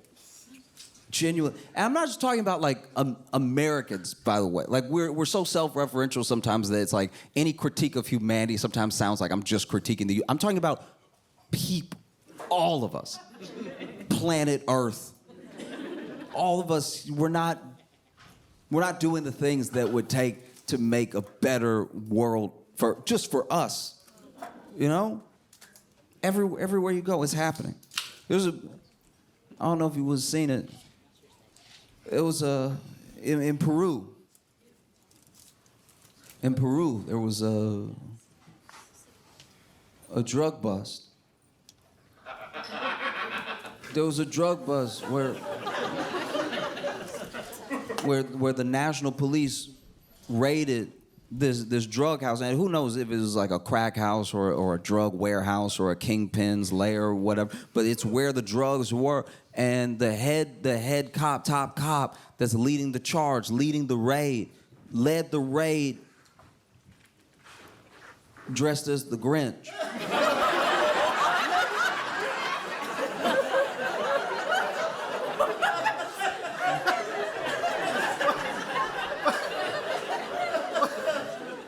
That's unfair to everybody in this situation, all right? That's not right. Imagine, you in there. You deal drugs, you cook drugs, whatever, but you putting the drugs in a little baggie. And then you hear a boom, boom. Somebody has knocked down your door. And you look up.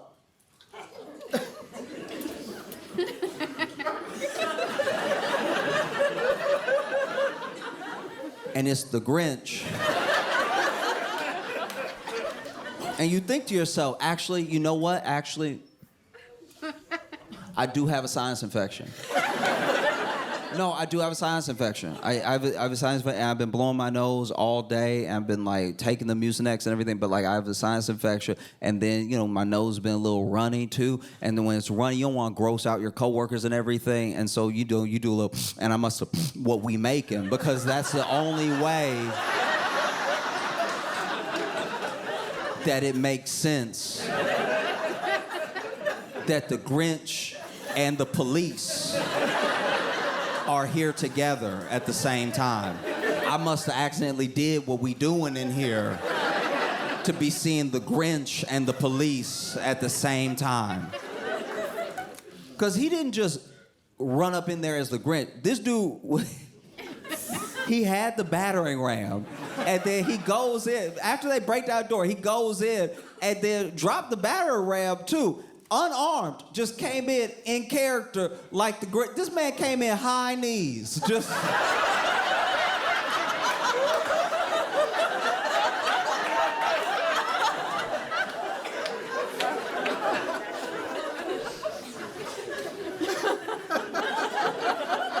This man came in high kneeing like the Grinch.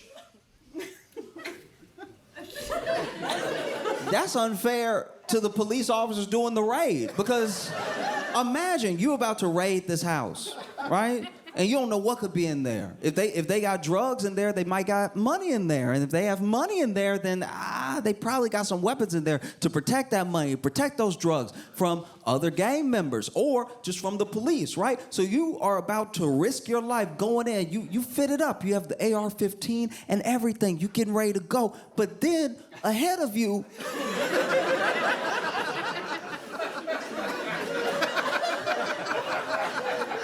your leader is going in dressed like the Grinch. And then he battered the door down and run in. You gotta run after him and make sure not to accidentally shoot him while he over here high kneeing in front of everybody, moving all crazy. Because they did everything like you would normally see in a raid, like get on the ground, everything. But then the Grinch.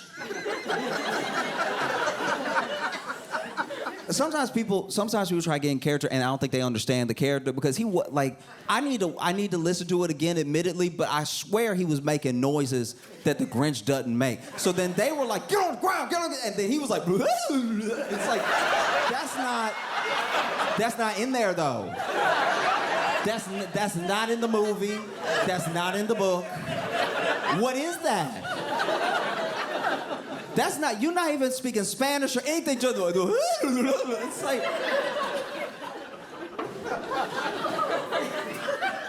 In what work? Because you can tell, even as they get arrested, they're like, but is he with y'all? Like... No, I'm getting on the ground. I'm asking though. He's just moving all weird in here. Like, what is that?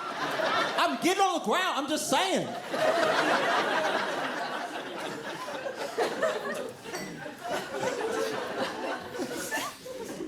You know, you see a country like Peru. I don't know the drug laws. I don't know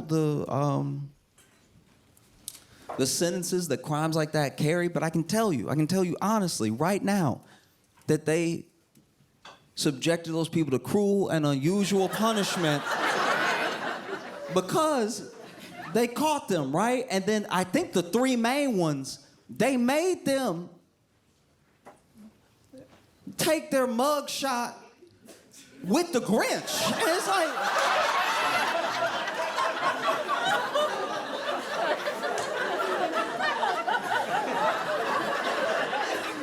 What other reason could there be other than to ruin a person's life? To completely diminish all street credibility than to make them take a mug shot with the Grinch. They over here, and I'm sure they didn't answer any questions, because if you can Google this, look at the picture later, you see them in the picture being like...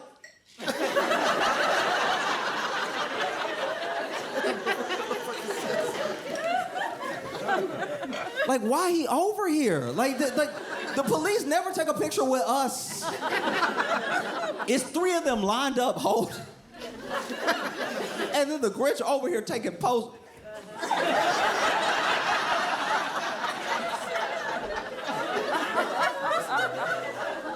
Looking all proud.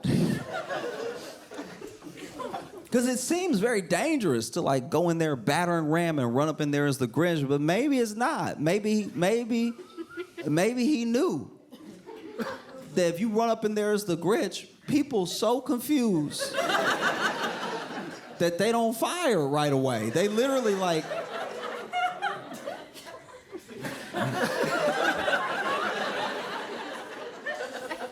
You see the Grinch, right?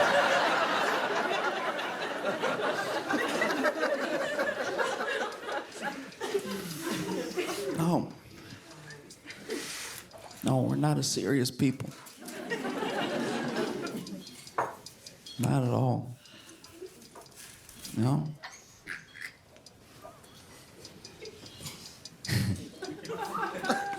It's okay.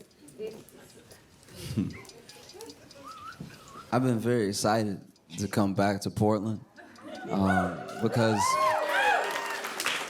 I came here in February for some shows, and normally when you do comedy, you go places like once a year, because usually when you go somewhere, the place you went to is like, that's enough.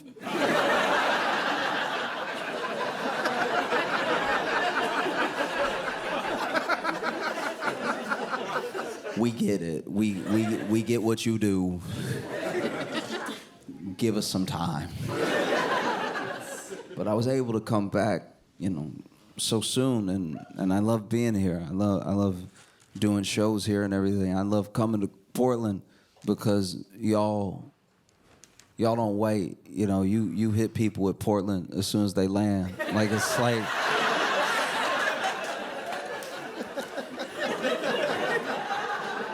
I landed in Portland, and my Uber driver to the hotel told me everything. It's the whole backstory. It was a lot. Okay, so top, right? So he basically was in a relationship, then married, and is now divorced from apparently the devil. And so then. So him and Satan, they still share a child, a cat, and a timeshare. And sharing all these three things with Lucifer has really made it difficult. It's made his life very hard. And I was listening to all of the woes of each thing, like the child, the cat, the timeshare, and I was like, oh, okay, well, if I'm being honest, you only really gotta love like two of those. You know what I mean? Like the timeshare. The whole point of a timeshare is that sometimes you're there and sometimes you're not. So like, just be there when the devil's not there, and then let the devil have it sometimes, because that was always what was gonna happen. The cat, look, I know you love the cat, and the cat loves you, and Satan's in the way, but I promise you, if you get a cat that look like that cat, it'll be like having that cat. I can almost guarantee. I'm not saying every cat is the same. I'm just saying that a lot of cats, when he described the cat to me, he was like, oh, she likes to cuddle sometimes, and she sleeps most of the day, and I was like, that's cat. If you can get one that look just like her, you'll feel like she there. You don't even have to clone her. That is a cat, up and down. That's everything you just described is everything I've ever known a cat to do. So, a little standoffish sometimes, likes to sleep a lot, climbs a little bit. Yep, you have a cat, sir. No need to share custody on this one. Just get an extra cat, and then that way, if you have two cats... Actually, you know what y'all need to do? Y'all need to reverse parent trap this thing. You get a cat that look exactly like that cat, and you put them in a room together, and then you just shake the door a little bit, and then when you open the door, you each just grab a cat, and I guarantee you it'll be like having that cat, right? And then it's like a Schrodinger's cat, because you won't know if the cat is the cat or if the cat is your cat. And you can just enjoy life with your cat that's yours in your head or not. Who knows? No one cares. The cat won't care. I guarantee you, the cat does not care. This whole custody battle over the cat, sometimes it's at your place, sometimes it's at hell with Satan. That whole thing is nothing to the cat. The cat is like, I'm a nap regardless, right? The child, yes, that is rough, to be fair. That is very rough. You share a child with someone that you can't stand, and if anything, I think that y'all should probably really figure out your differences, because you seem to have so much anger, and from the story that you're telling me, the devil also has a lot of burning fire, anger towards you, and I don't know. I mean, the opposite of love isn't hate, it's indifference. If you really didn't care, you would know that you've fully fallen out of love with this person. But because you still have so much passion involved, you should really check in on that, because that's something that you got to be careful, because, you know, what if in all that passion, maybe y'all rekindle a little bit because you care so much. And then what if you accidentally, just in a fit of passion, y'all make another kid? That would be like the cat thing, but worse, because the cat thing is a solution. Two kids with someone that you hate is a big problem. That's double the problem, right? And so then, I guess he wasn't really trying to hear what I was saying, but I only said any of that stuff because I was like, if you tell me your whole life, I thought that you would want some notes on what was going on. I didn't think that you would tell me your whole life and then just be expecting me to. You might as well talk to yourself when you're in the car alone. If you don't expect me to respond to any of it, so then I just laid it all out for him the way that I saw it, Go ahead and let the devil share your timeshare and everything. Go ahead and get another cat. Make sure you figure out the problem so that you can raise this child in a healthy environment. And I don't know if I rubbed him the wrong way or something, but he was like, hey, we've been here. You can get out at any point. And to be fair, we had been at my destination for 15 minutes. I was just sort of in the car chopping it up with him because honestly, we got to my hotel during the timeshare portion. So the cat and the kid was just, I was trying to get my thoughts out real quick, and he was like, yeah, but I do, this is my job, and I'm trying to leave, right? And I was like, all right, but I just thought that maybe it would be helpful, I thought it would help, to let you know. And hey, you a good person and everything. You clearly an open person. You told me everything, and you don't know me at all, and you don't know who I'll tell. And so the idea that you're so trusting is both a pro and a con of being in relationships, because it's you're trusting enough to pour out your heart to a total stranger, but also sometimes that trust can either be betrayed or misused, which is what it sounds like the devil did to you according to your story and everything. And he was like, I can get your suitcase for you if you need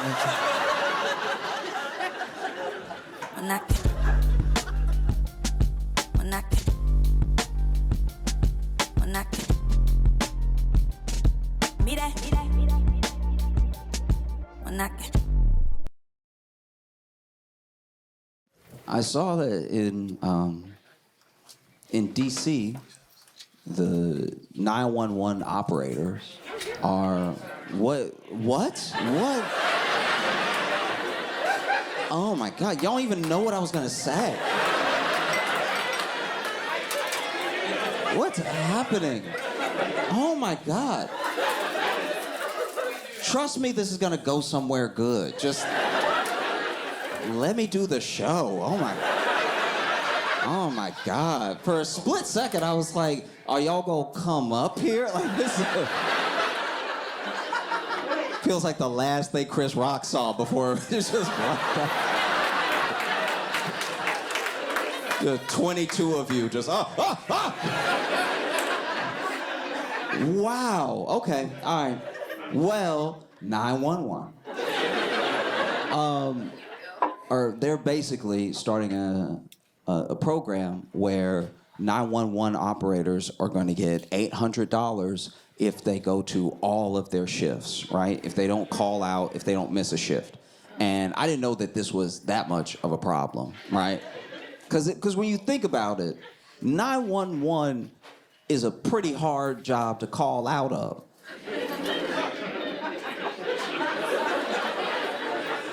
Yeah, I mean, like if you work at 911 and you're like, hey, I can't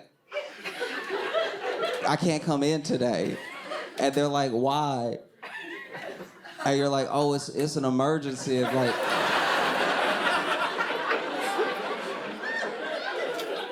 oh, tell me about it. Tell me where.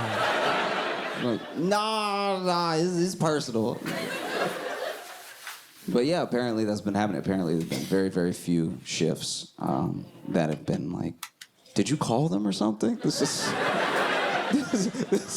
you were like, mm-hmm.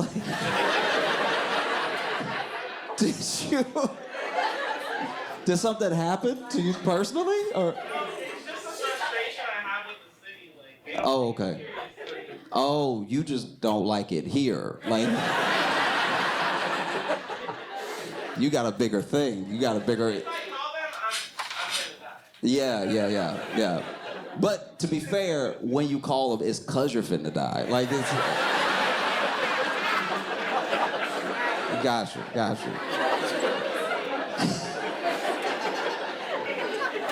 This is my thing. It's like, it's gotta be hard to a certain degree. I try to give people a little bit of grace because it's gotta be hard to like take those calls, you know? Because whenever I get an emergency call as a friend, I don't handle it well. You know what I mean? Like when my friend calls me as if I'm 911, calls me as like, oh my God, I need you to come pick me up. I need your help. Blah, blah, blah. I'm always immediately like, why'd your stupid ass go over there to begin with? Like they're clearly still in the emergency. And I'm like, see, that's why I told your dumb ass not to go over there. Because you love hanging out with them. They make you feel cool and everything. But now that somebody got popped, now you want help. So now I'm supposed to come over and get shot so I can prove I'm really your friend. Because notice you didn't call him. You called me, all right? Because you knew he wouldn't come. Now I'm sending an Uber driver over there just with a note to be like, don't wait long. Like if he doesn't get in, then he not there. So I get it. I get how it's got to be one of the hardest jobs because you're taking the emergency, but you're also powerless, right? You can send somebody the way I sent that Uber. And to be fair, you know, when 911 sends somebody, they know that they're the emergency service. My driver thought he was picking me up. My friend running up to the car. He's over here like, for Josh? He's like, yeah, whatever.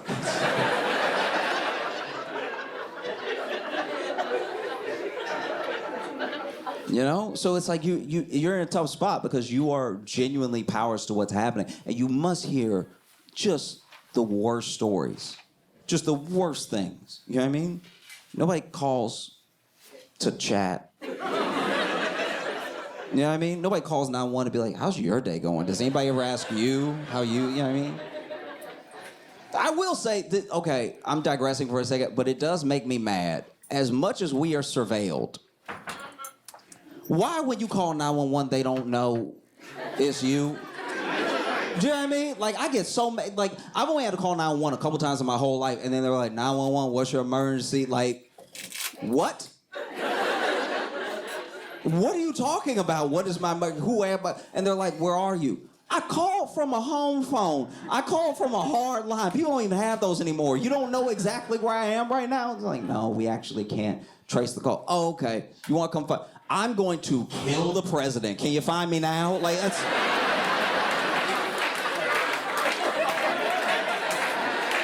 That's insane.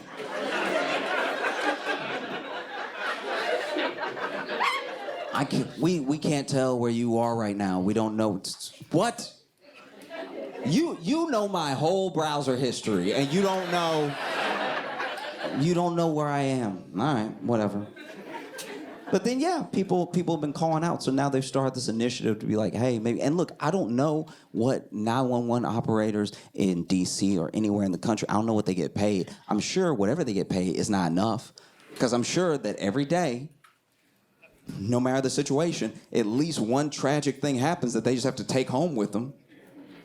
You know? And then you have to take the next emergency like you didn't just hear the last emergency.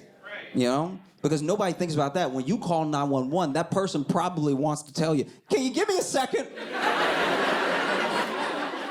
Can you give me a second? Because there was an active shooter situation, and then they just hung up. So now I'm talking to you. So I'm sorry, what's that about your chest pains again? You know? So it's got to be incredibly difficult. I understand why you wouldn't go back. I've quit jobs for far less. I think if I worked at 911 and I got a bad enough call the first, 5 calls, I'd be like, y'all, this isn't for me. I'll send money or something, but I can't. This is bad stuff. I don't have the help in my heart that I thought I had. You know what I mean? Because then also you have to, you have to not be the problem. There's a show called I Survived that I will watch sometimes with my girlfriend, and it's amazing how many times the 911 operator isn't just not helpful. They're actively contributing to the emergency, because then the person will call and be like, hey, there's somebody in the house. What? There's somebody in the house. You gotta get over here quick, because there's somebody in the house. It's not you?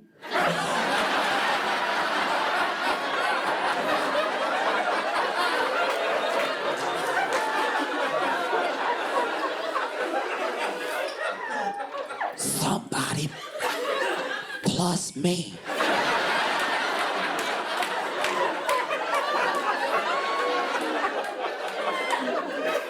Is in the house. What room? I don't know what room. But they're not supposed to be in the house at all.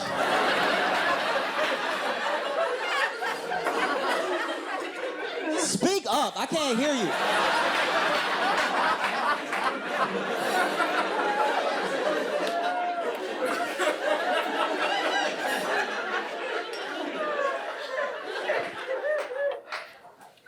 Get your voice down. Look, don't get attitude with me. You called me, all right? Don't get an attitude with me because you called me, all right? I didn't call you going, hey, how you doing? You called over here, okay? I'm sorry. Just keep your voice down.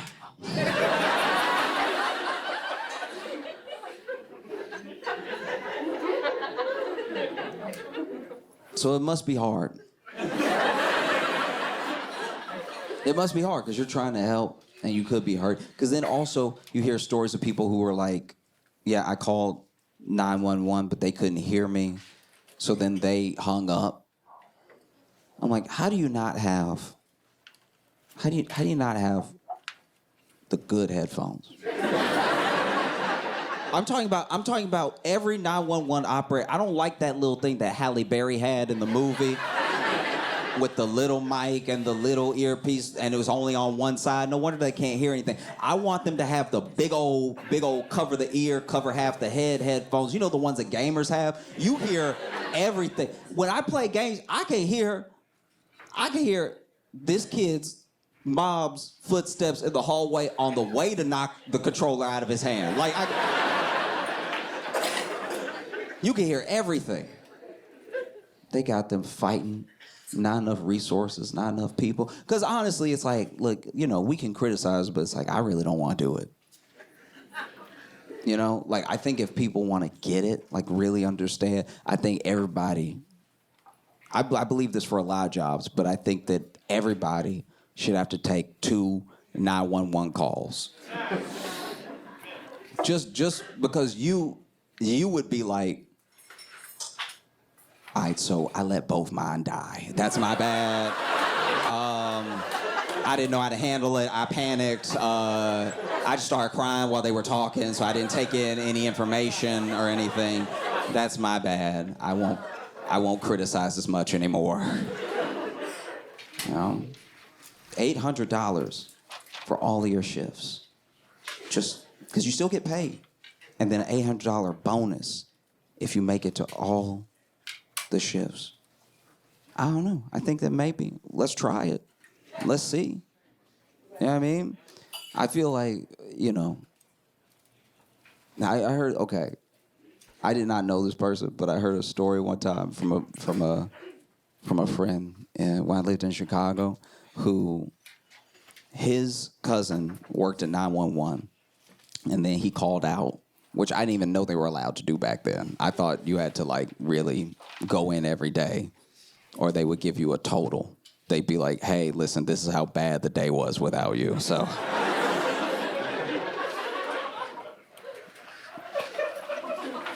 As an incentive to keep you coming into work, right? But basically, you know, his boy called out, and then while he called out, and then he, okay. Y'all are gonna judge me, all right. He called out, and then he got into a car accident, right? And so he wasn't driving, his friend was driving, and it was just like, it was a fender bender, but it was like a bad one. And so then he went ahead and called just in case. And then when he called, apparently, they were like, 911, what's your emergency? And he was like, nigga, it's me.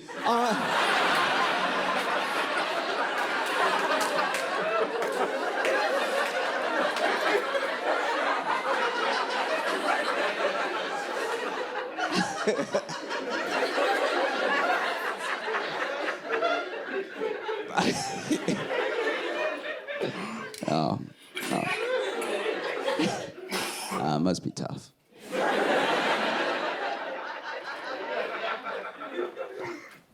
In Chicago, there's a lunch lady that was arrested for stealing $1.5 million worth of chicken wings.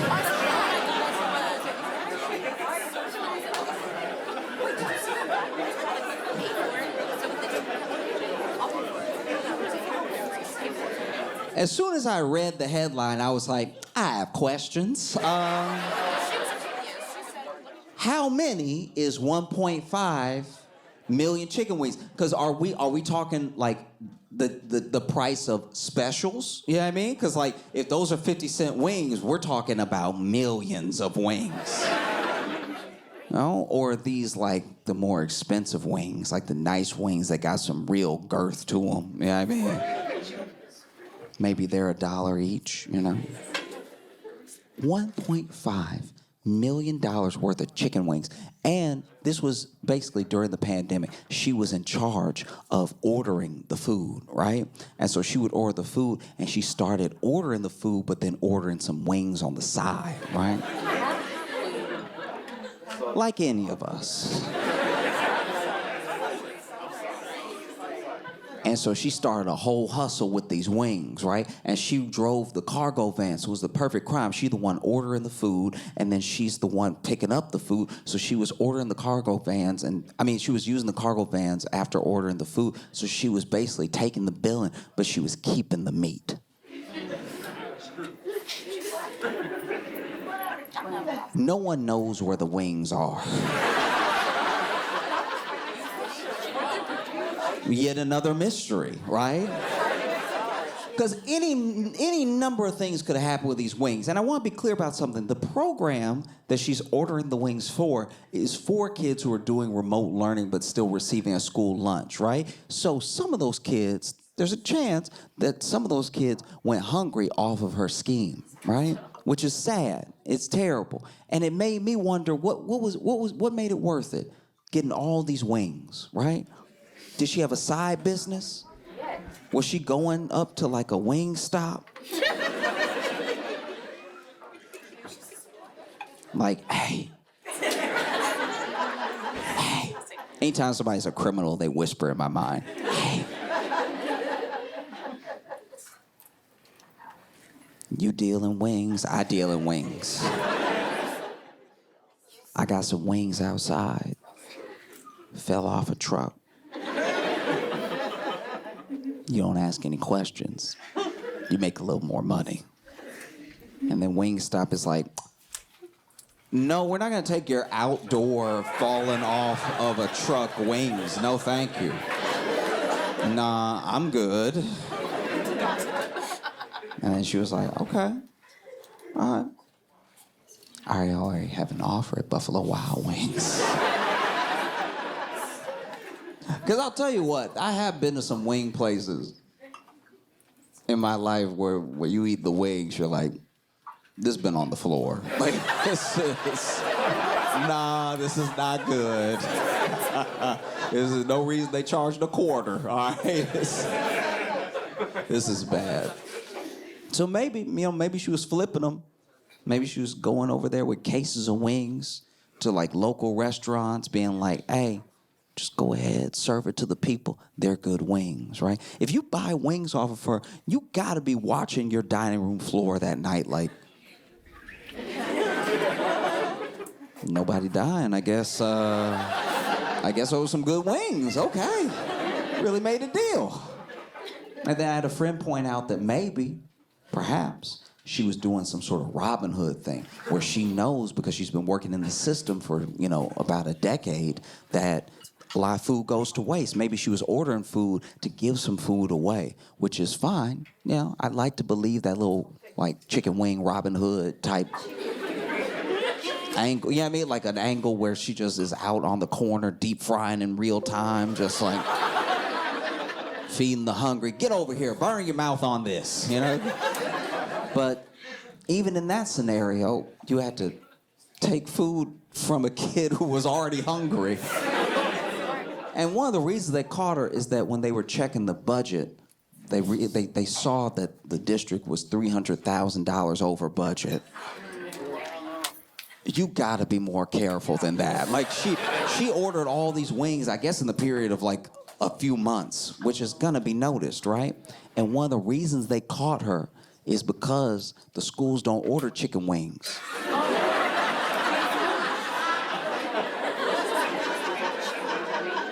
Kind of almost feels like entrapment. It was even an option. Like that's. I wonder when they saw the order if they were like, chicken wings? Okay, we'll do our best. But they don't do chicken wings at school lunches because of the bones. Yeah, because you have dumb kids that'll eat them. Like. I don't know.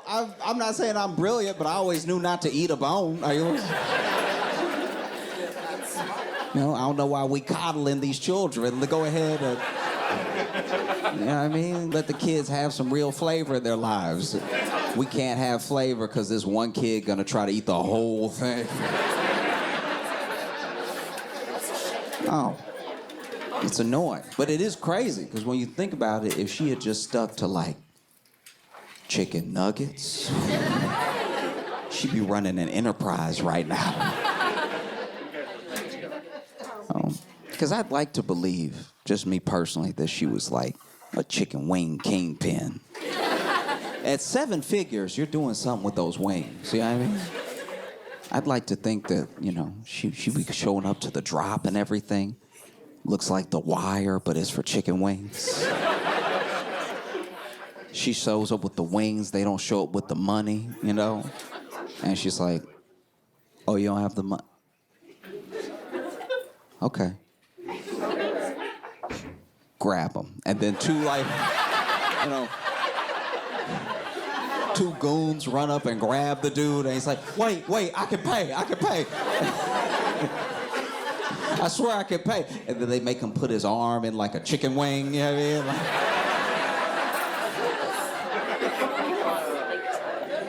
And then they put his arm on the hood of the car and he had a chicken wing. He's like, no, please, don't do it, please. And then one of the goons just stomping his elbow, like just something that really hurts. They send him away, he's like, oh. Don't forget the money next time. Because when I saw her mugshot, it was crazy. Because, you know, she's a bit older. I believe she's like 66, 68 or something like that. So it's kind of odd when you see an older person in a mugshot, because she over here looking like Deadpool's roommate. You know what I mean? Like, I was like, how you look like a lunch lady and guilty in the same picture? You could tell she had served some lunches too, just from a picture. Picture had a little sass to it, just a little like.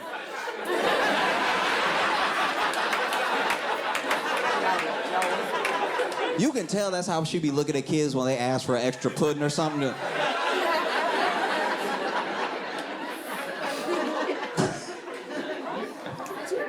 Oh. That's tough, though. They gave that woman 9 years. Oh. Right? 9 years. That feels disproportionate. You know what I mean? The state doesn't care that much about chicken wings. They don't even care about the kids that much. That's 9 years?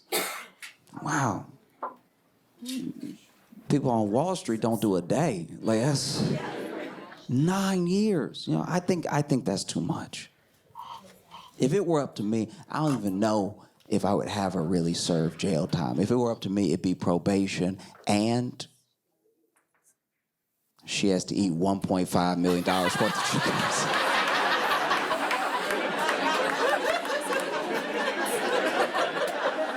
Oh, we know what you having for lunch for the rest of your life, ma'am.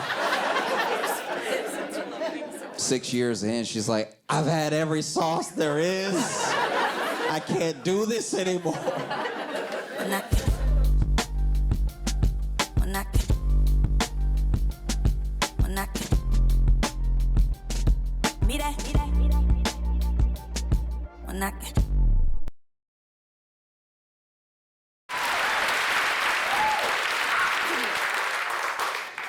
I read this week that Harvey Weinstein got rushed to the hospital from prison after a heart episode, maybe a heart attack or something like that. And as soon as I read it, I was like, rushed?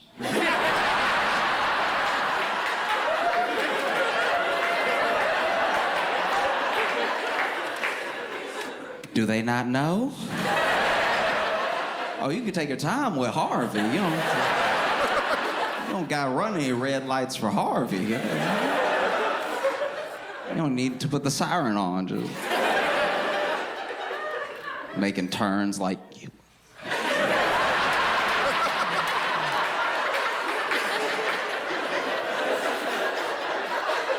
That's got to be tough. You driving Harvey Weinstein's ambulance. You hitting yellow lights, making decisions.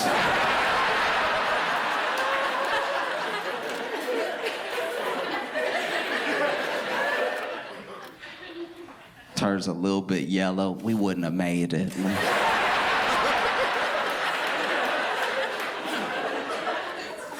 I'm sure even the guard at the prison, Harvey over here. The guard's like, oh no.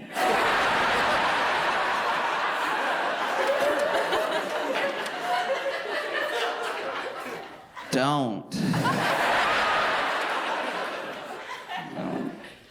That's a tough one too, because like I was thinking about it, because I was thinking about it from as many angles as possible, because it's not just he's the person and it's part of the headline, but there are lots of people around him in this situation. You got to think about the people at the hospital. You know, you go to the ER, got a real bad headache.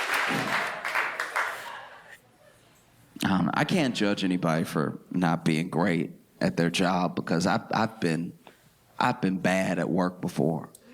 I've had jobs where I look back and I'm like, they should have fired me. You know what I mean? Like I have a good attitude at work, so people, you know, they're like, oh, he's pleasant, so they let me keep coming in. But there were times, okay. I worked for a very, very short period of time at this like storage unit place. They only gave me a couple hours because I was terrible, right? But I would be late, and I would be so late that you know that level of late where you know you need an excuse? And it has to be good. It has to be great. Like you're so late that now, first 10 minutes of late, you can blame traffic, right? Next 10 minutes of late, now you gotta blame kids, a sick pet. You know what I mean? Something. After 30, someone has to be dead. After 30, you have to be brave for showing up. You know what I mean? You have to win them over again and be like, hey, look, you know, my whole family. But I care so much about this job that I was like, let me go ahead and do those 7.5 hours because I wanted to make sure I helped out the company, you know what I mean? And the problem with death is that you can really only use it once a year. Because if everybody die every time you late, you look like bad luck. You know what I mean? Like you look like you're really going through it, right? Because after 30, that's when you have to decide, did somebody die or am I too sick to come in? Because your boss, your manager is already gonna be mad because this is a call you should have made 30 minutes before you were late, if not sooner than that. But now that you're this late, now you have to call and basically try to pretend to throw up on the phone, right?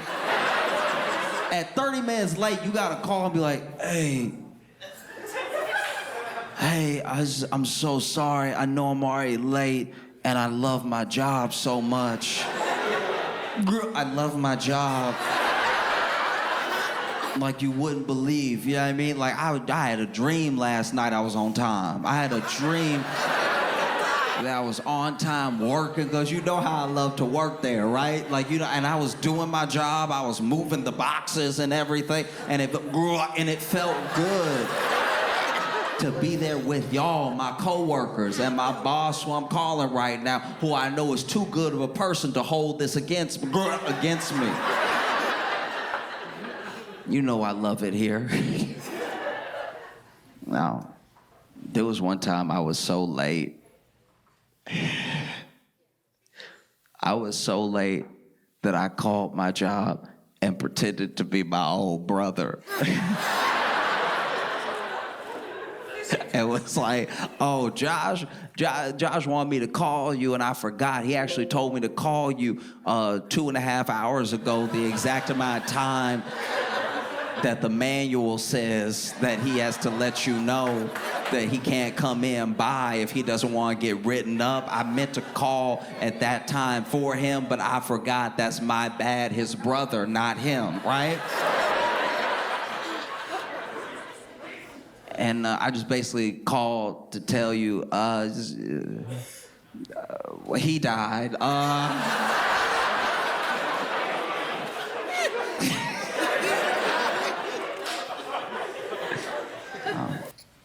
I used to struggle, but now I think I've accepted like how out of control I am of how I'm perceived as a person, right? Like I don't really get to decide. You can try to like maintain an image, and you can try to like curate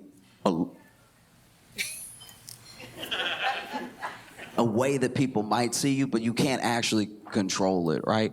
And one like optic I've never been able to fully control is like giving off like hardcore man. You know what I mean? Like just like, oh, that's a man right there, right? Because a lot of like masculinity, a lot of just general male identity is all the way down to optics. You know, it used to be a bunch of things that made you a man, you know? And some of those things were literally just judged by things that women couldn't do. So if you go back to like the 60s and like women couldn't have a credit card or something and you had a credit card, you're like, I'm a man, charge it.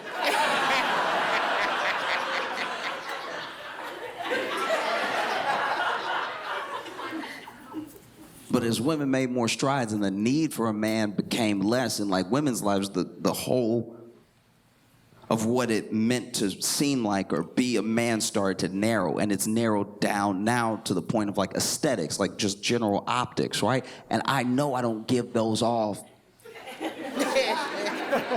And not in a self-deprecating way, just in like a true, if I'm being myself, they don't come across. Like I was on a date and I could tell I didn't come off as like that man for her because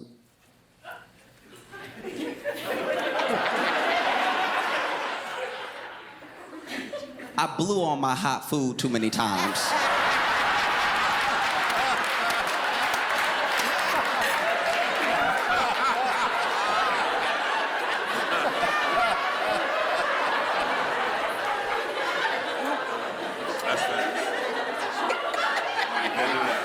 From the time you're a child, your parents tell you to blow on that food because it's hot. You don't want to burn your mouth, right?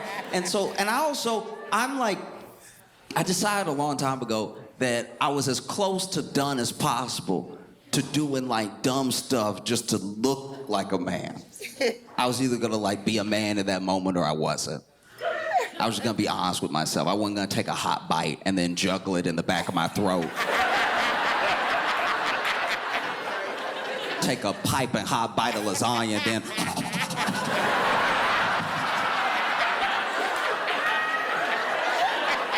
that's not me. I'm gonna be real with myself. And so I went ahead and I took my fork, and everyone on planet Earth gets one blow.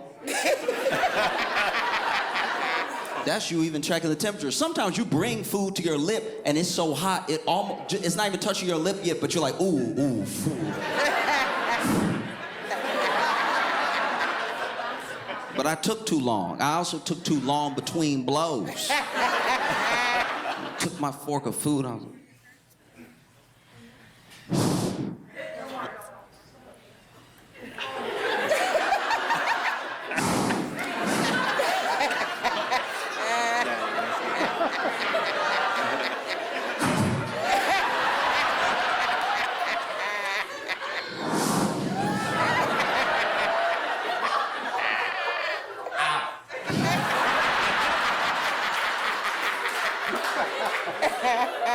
doesn't hit right, you know what I mean?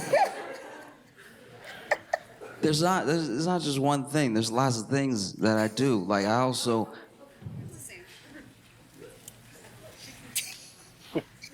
it doesn't seem very manly, but I use a lot of napkins.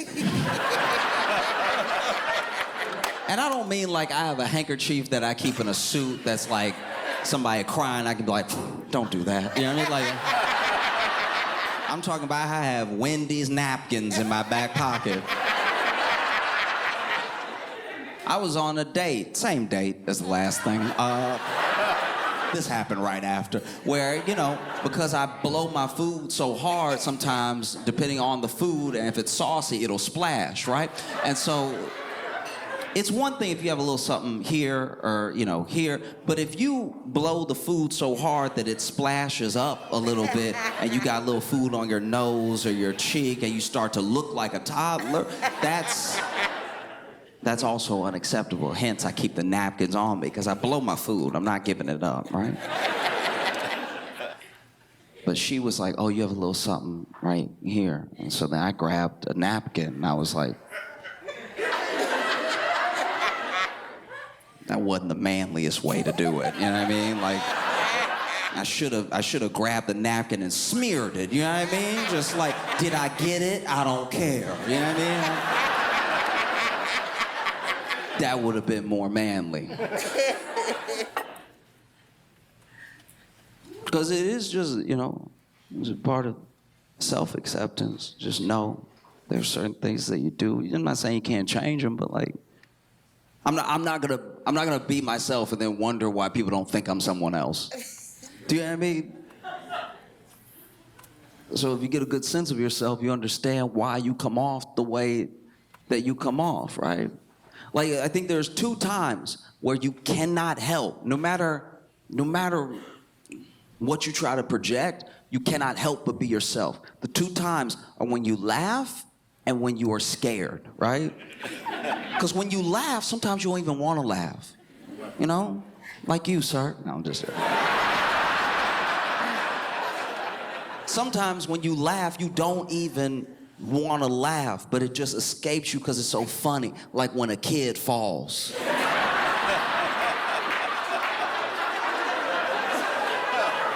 It's not always funny, but sometimes it's very funny. They fall so stupid. Like, it's like, why is his leg up there like that? Like, do they have bones? Like, what's happening? And so you laugh, and then sometimes the laugh escapes, and you can't even control the way that it comes out. It's funny, you know? Same way with fear. You know, sometimes you get scared. You don't mean to get scared. We would all like to not be scared, right? But sometimes you're fearful, and when the fear escapes you, your reaction, that is who you are. You know? I'll give you an example. I was at my buddy's house one time, and my buddy doesn't have a good house. No, I've told him this to his face before. I'm like, you're in a bad situation. You need to improve your life and yourself, all right? Because he is in a bachelor pad with 3 other dudes, and they keep it, whatever you imagining, that's what it looked like, right? So it's not good. There's whole rags on the floor nobody will claim. I'm like, y'all can't live like this. And so he was having an argument with his roommate, and they were really having it out, which was awkward because I was over there to watch a movie that was now paused.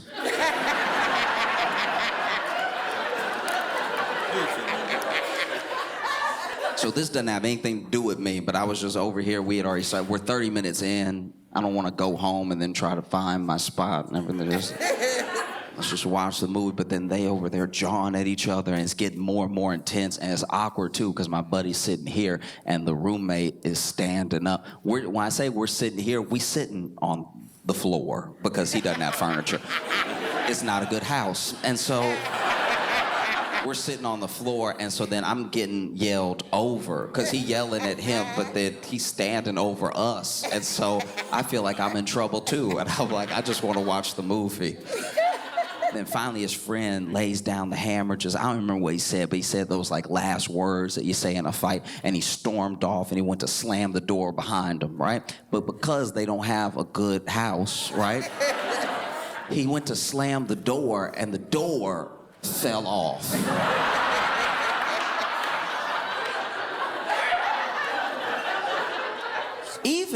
Even badly built homes have good hinges. There's no reason for the whole door to fall off.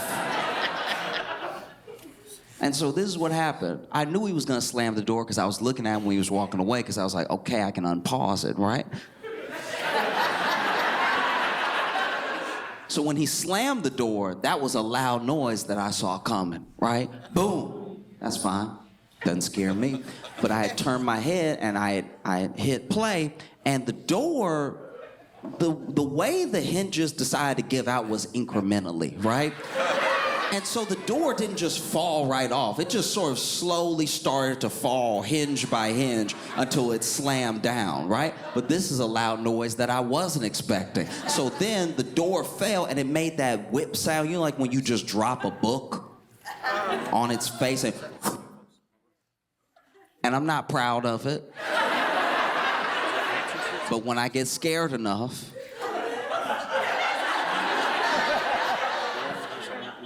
I grab my chest with an open hand. And this is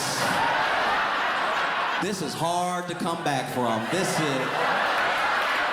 This right here, people don't play games with this. This is bona fide bitch right here.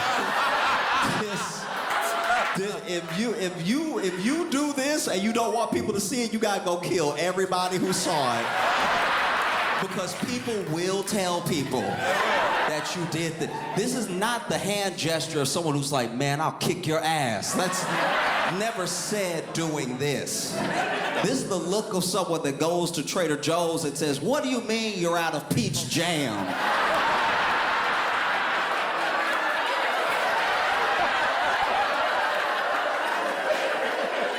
This is a never in my days gesture. This is a my word, my Lord gesture. This ain't what you do when the ops start shooting. This is... I'm over here grabbing a robe I'm not wearing, right?